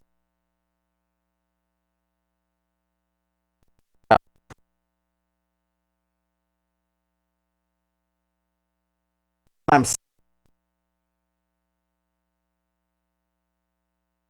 in school anymore. This was like was like I was made for this. And I wasn't going to let the opportunity go to waste. No, I was not. I appreciated what was in front of me. I had the perfect opportunity to take advantage and just become the ultimate TV guy, if you will. And believe it or not, there was actually role models available in pop culture in the form of Wayne and Garth. Party time, excellent. Oh yeah, there was that kind of a talk show as well, which I suppose I have already told you about, the Forbidden Zone, with Marty Catola and Cliff Campbell and their friends like Jason Kingman, Chris Robichaud, Justice, and well, as time went on, there were people like Felix, and well, you know what, just go look it up, okay? But yeah, I could do a talk show like that.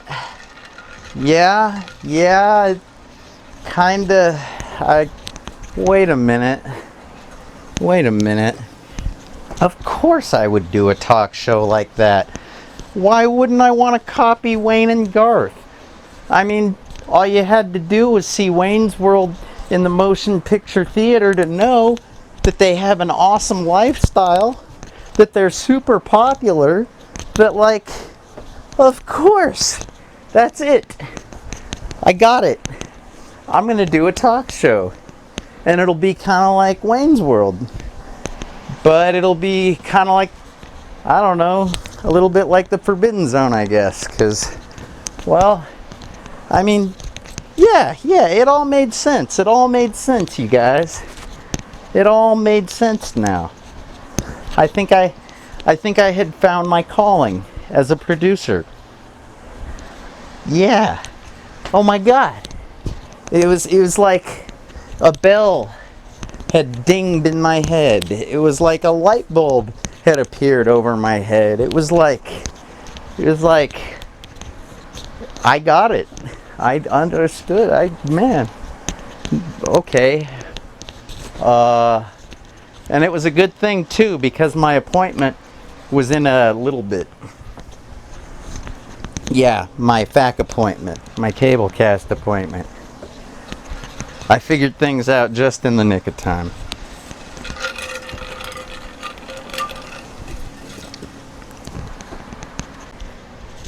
And so, yes, it was my time to shine. As my mom drove me down to the studio, I was just elated and lost in a world of my own, daydreaming, fantasizing, and figuring out what kind of program I was going to have. Oh, it was just a daydream come true, almost.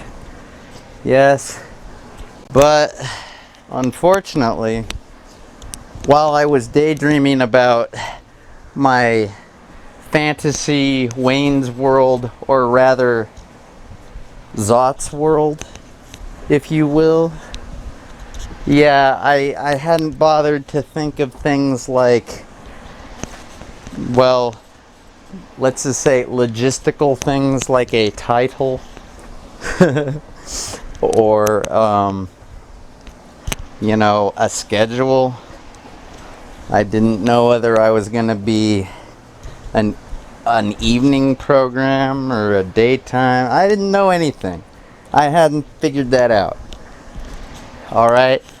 I didn't really, I don't know. I was just a little kid. I hadn't really thought that stuff was important. I thought that the content, the programming, you know, what I was going to be doing in front of the camera, like, I thought that was the important stuff to think about. And that gave me plenty to think about. But, oh, yeah, being a producer, well, there's a lot of variables, factors, and things to consider, and things that you must decide upon. So, yeah, that first appointment was a little bit embarrassing, a little bit awkward, and quite humbling, but not fruitless. No, it actually led to a taped program. Yes, it was after talking about all of the various things that a producer had to consider, it was decided I had been steered in the direction of a taped program, just to get my feet wet. You know, that's basically the way I looked at it, and the way the staff explained it to me, and that worked. It made sense. You know, it's like training wheels for TV, if you will. You know, why go live at first when you could, you know, keep your training wheels on and continue with the taped programming? I had already proven myself as an expert editor, having already made several productions in the editing bays, like my skateboarding productions. Yeah. So we scheduled some field camera checkout appointments, and when I say a few, I mean like a dozen, because that's the way it worked. All right, and yes, scheduled some editing bay time as well in between the field camera checkouts.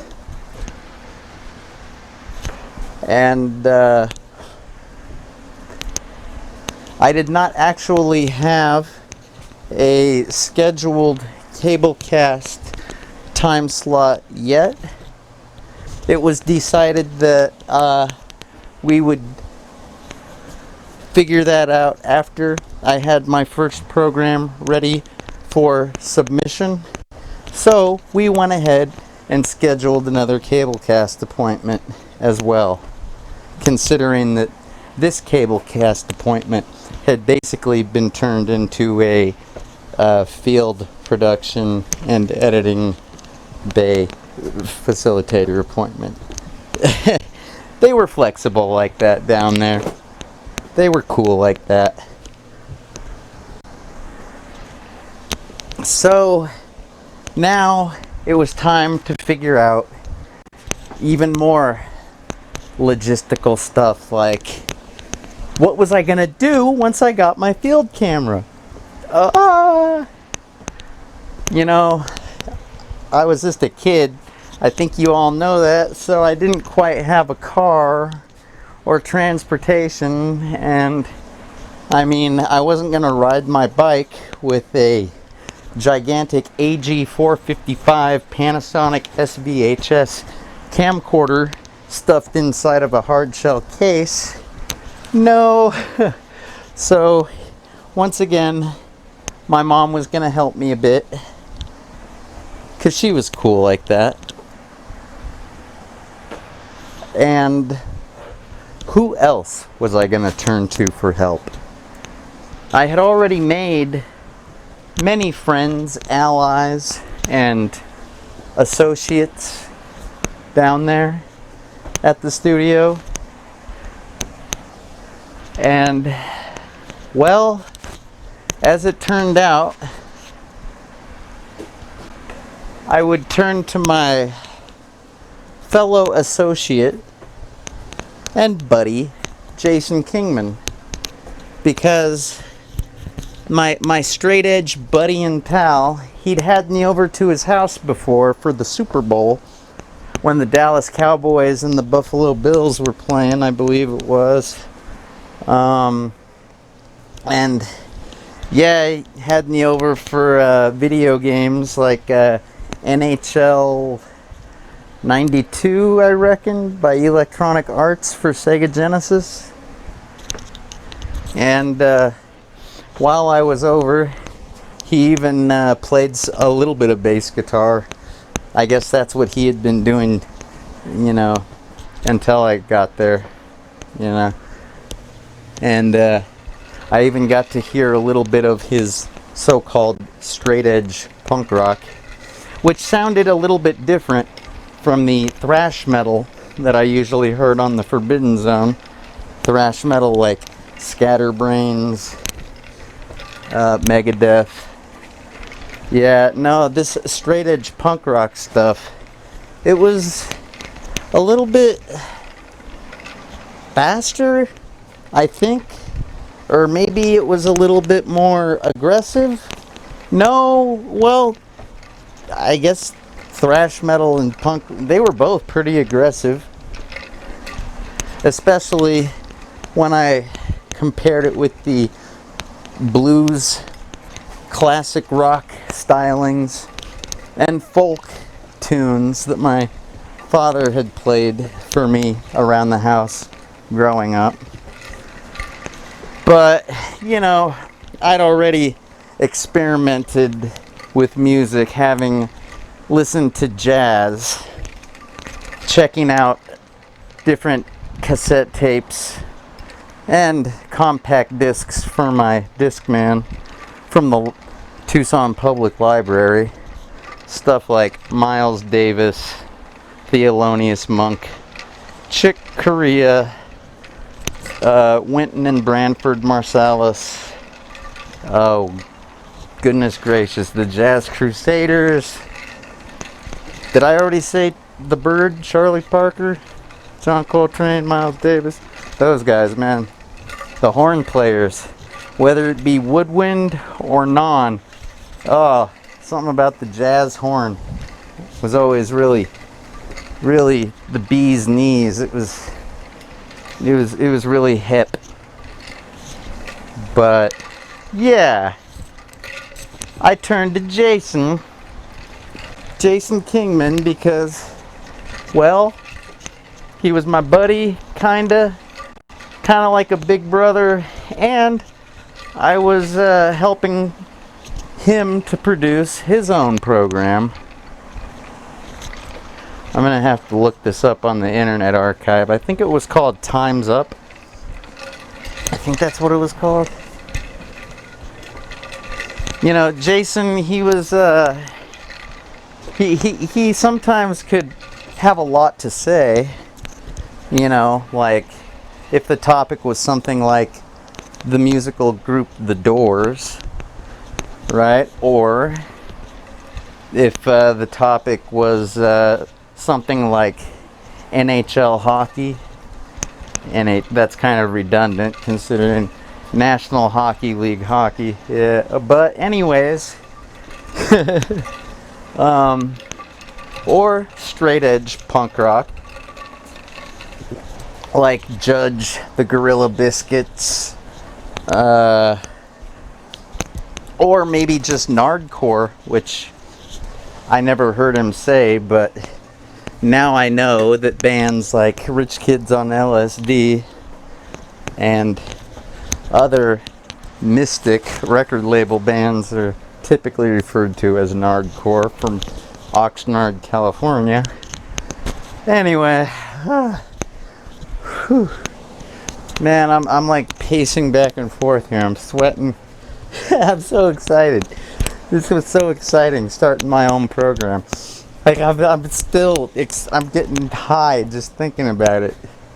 My heart's pounding, my head's sweating. Holy shit, I'm out of breath.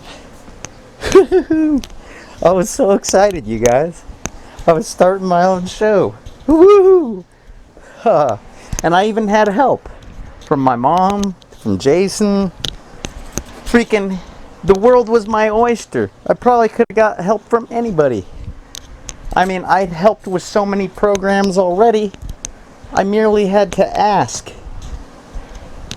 You know, probably helped to say please, considering I wasn't really going to be coughing up money for anybody.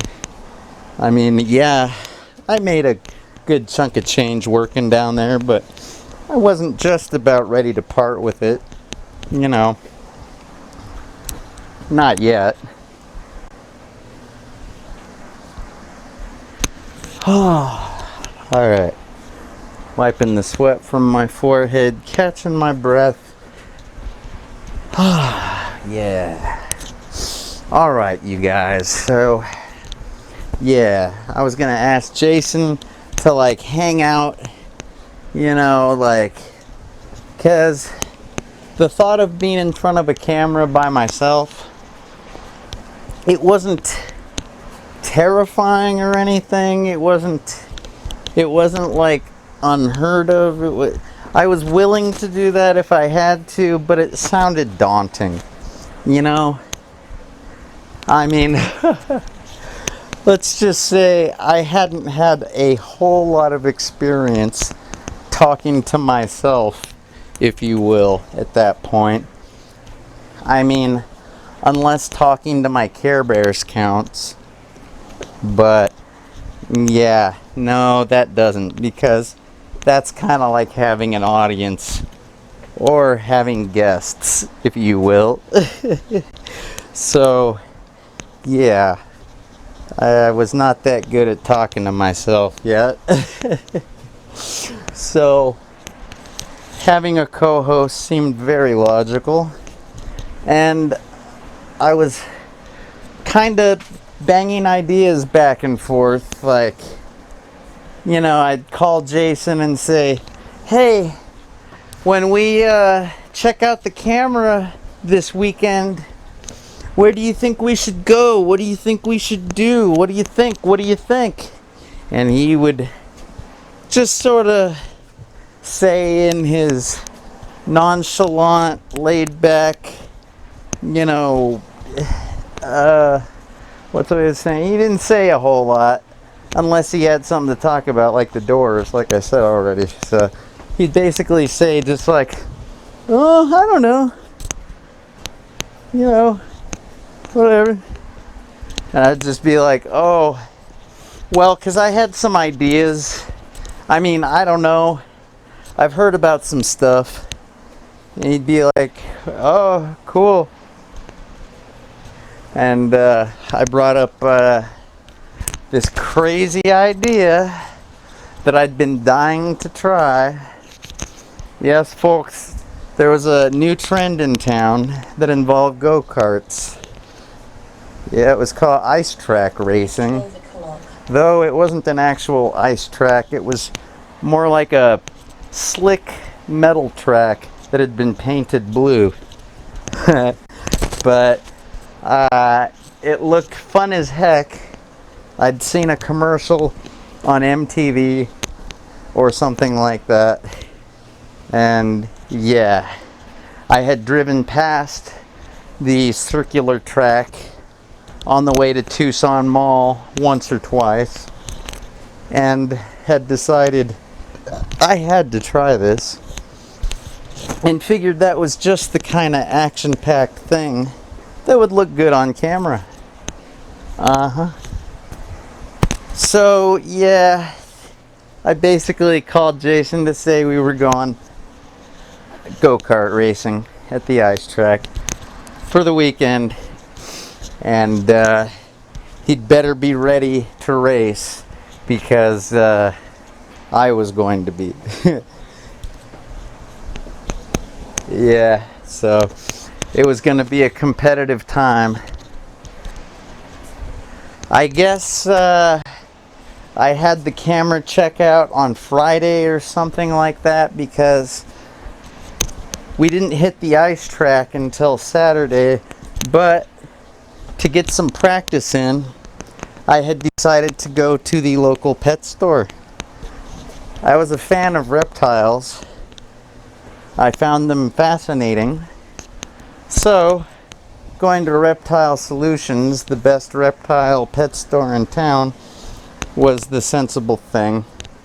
Also, it was right down the street from my dad's, so it was like a great idea, I thought. I got to check out iguanas, pythons, chameleons, all kinds of fascinating dinosaur-like creatures. And their bright colors were great practice for the camera, considering there were things like tint, exposure, chroma, or brightness. You know, I had to get familiar with this stuff as a producer. I was already familiar as a field crew person, but I mean, and what the hell? I'd done the skateboard stuff, but this is different. Well, I'm running out of breath again. Slow down, Jay. Quit pacing. It's so cool. I suppose the ice track would be a lot like the skateboarding programming that I had produced already, due to the fact that these go-karts are going to be going fast and would probably require high-speed shutter mode on these broadcast quality Super VHS Panasonic AG455 camcorders. Yes, yes. Although I did not actually have Super VHS videotape available for my production at this time, I still knew that the regular consumer grade VHS videotape would still look pretty snazzy. So, yes, after going to the pet shop and calibrating the cameras to make sure that colors were especially bright, I knew that the blue ice track would be showing up great. And I had also practiced with the microphone, the handheld SM57 industry standard microphone manufactured by Shure, was functioning just fine. There was no problem with the XLR cable, nor the adapter that was required to go into the 1/8 of an inch mini jack on the camcorder. Yeah, folks, it was pretty dope. You know, we were just kind of hanging out, talking about the track, me and Jason. My mom was kind of filming. You know, good times, getting psyched up for the race, trying to get a competitive mindset, you know. And then it was time to hit the track, and well, it was a bit of a disaster. I wasn't very good on the ice track. I could handle the go-kart just fine, but this ice track was so slippery, I basically kept ending up backwards on the track, going in the reverse direction, which, well, let's just say I ended up with some bruises on my chest from the safety belt. Yeah, going reverse in the middle of a race is not a great idea. It's a good way to end up in a collision, but luckily go-karts aren't, you know, that dangerous. But yes, after a race or two, my chest was feeling kind of banged up and bruised. I was feeling a little bit embarrassed. All of a sudden, my smack talk felt a little bit stupid, a little bit out of place, and I was wondering what the hell I was gonna do. So I noticed there was a video game arcade nearby. Oh yeah, so it only made sense to go in there and showcase the games and continue to smack talk a little bit about what a great gamer I was. And, well, believe it or not, that ate up a good chunk of time. That the race and the arcade and talking about stuff we had a whole program like right there. It was time to call it. So we started to wrap things up, say goodbye to people there at the track, made sure to say the name of the place and the address, you know, because the owners were excited at the prospect of free advertising. In fact, I even think we got to race for free.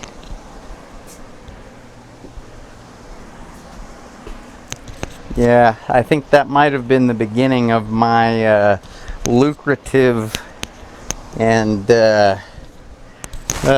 my sleazy producer side, if you will.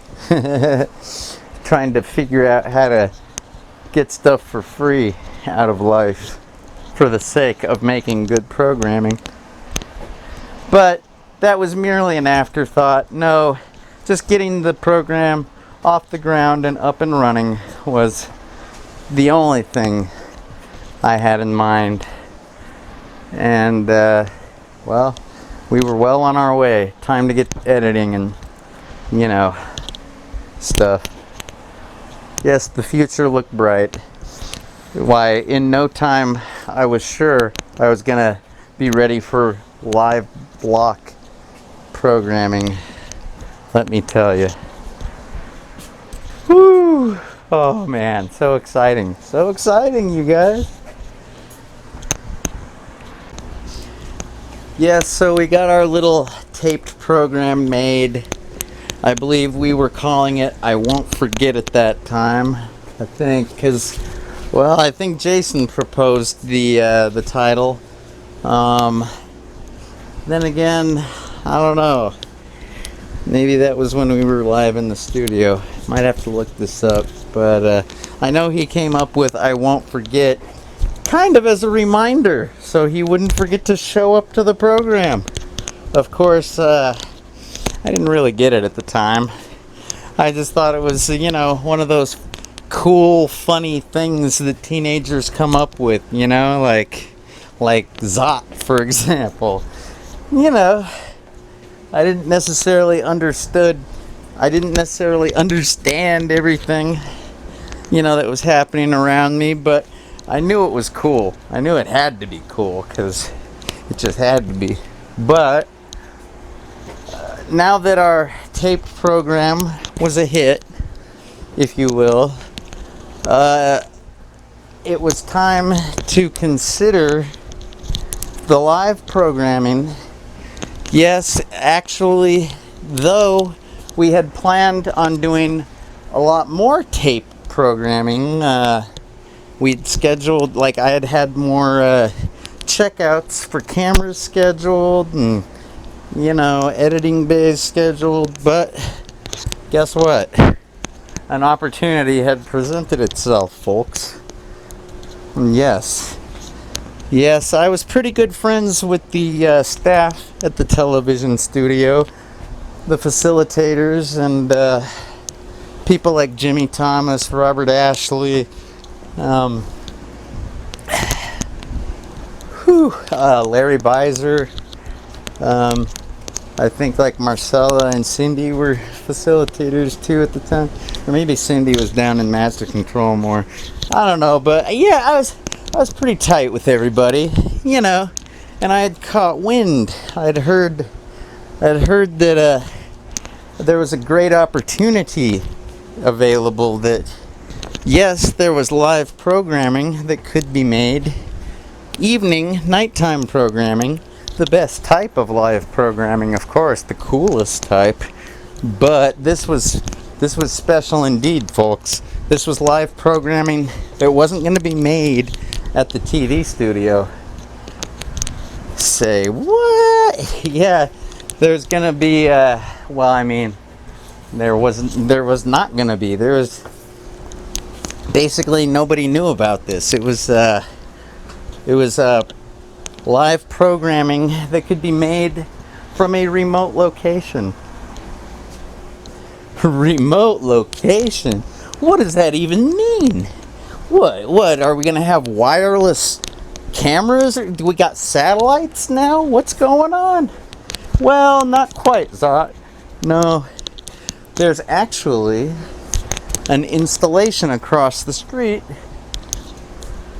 over at the cafe, of all places. There's like a live, well, it's not live, but it could be at any moment. Yes, a potentially live line, a live telecommunications line suitable for the transmission of cable television signals. Whoa, wait a minute. Now, all right, let me make sure I got this straight, because I'm just like a dropout. I'm just a middle school dropout. I'm just a bad kid, just this kid that, like, you know, ex-smoker, just a crazy hyper little troublemaker, video game playing, go-kart wrecking, you know, kid. Not too bright, but if I heard you correctly, you're telling me that there is a live cable line across the street that we could transmit from, and that nobody knows about it. That, like, basically I could be the most unique person down there. Whoa, sign me up. Like, ding, ding, ding, ding, I'm ready now. Yeah, forget this training wheels crap. I'm done with the training wheels. Who needs training wheels? I gotta, oh man, we got a whole show planned, okay? Let me tell you. Yeah, where do I sign? Does my mom need to sign? Does Jason need to sign? Does anybody? Just let me sign. So, yes, that was the beginning of a monumental event in Tucson public access television history. What ended up being only a 2-episode production for yours truly ended up becoming a marathon television experience of unparalleled proportions down the road in the form of instant access, otherwise known as Instant Access Alley Live, and also Random Access, otherwise known as Random Access Alley Live. You know, basically, I got the ball rolling for some really cool stuff.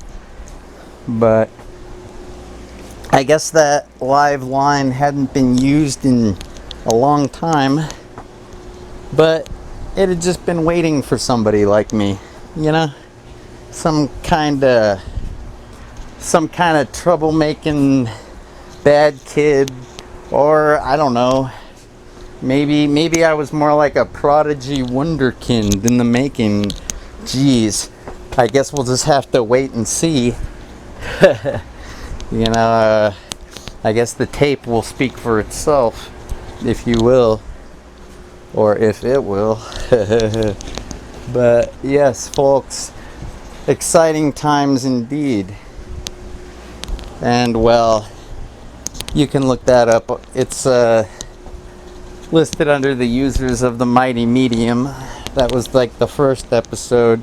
And I thought that was kind of a mouthful, so I was like, let's just call it the Across the Street Show or something, you know, because everybody already knew where the public access TV studio was, where Tucson Community Cable Corporation was, there at 124 East Broadway.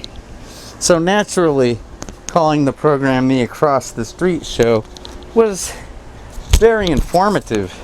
Let people know we were across the street. But oh yeah, man, just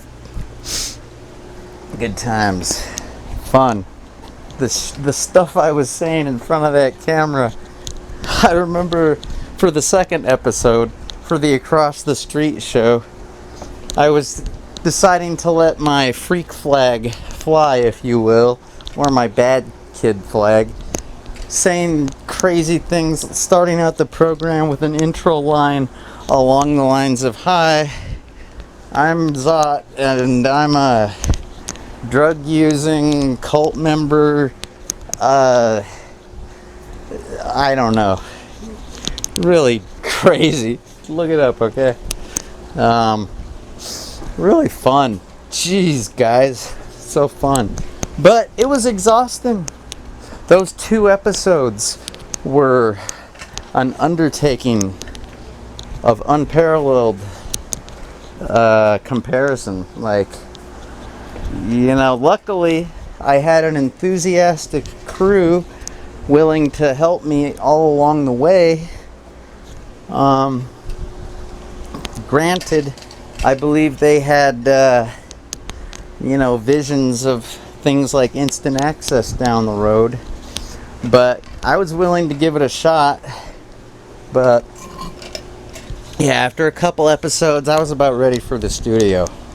Yeah, Whew, it was, and plus, though it was fun being able to interview and speak with people out on the street or in the cafe, as the case may be, I still hadn't really had my phone caller, my live blog. I hadn't had my true studio producer experience like I was really craving.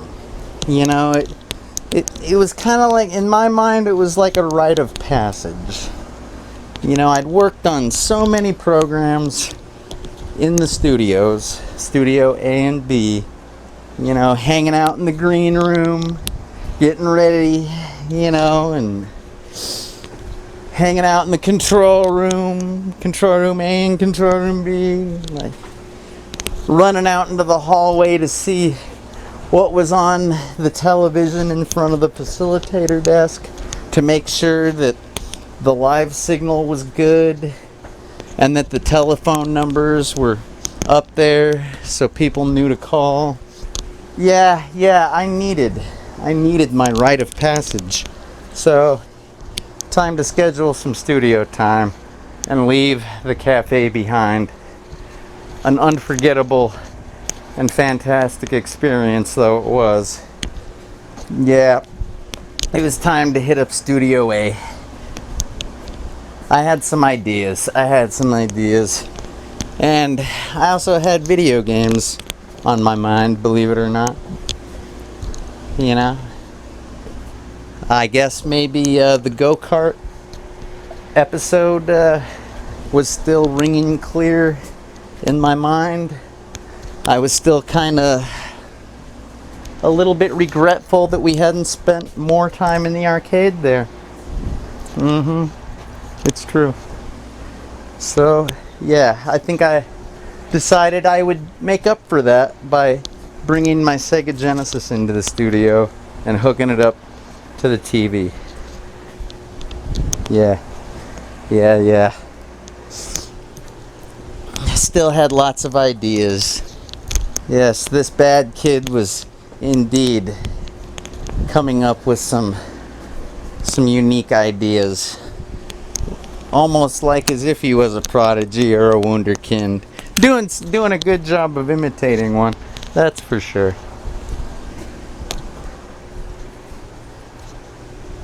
And also, it was now going to be time to take some phone calls.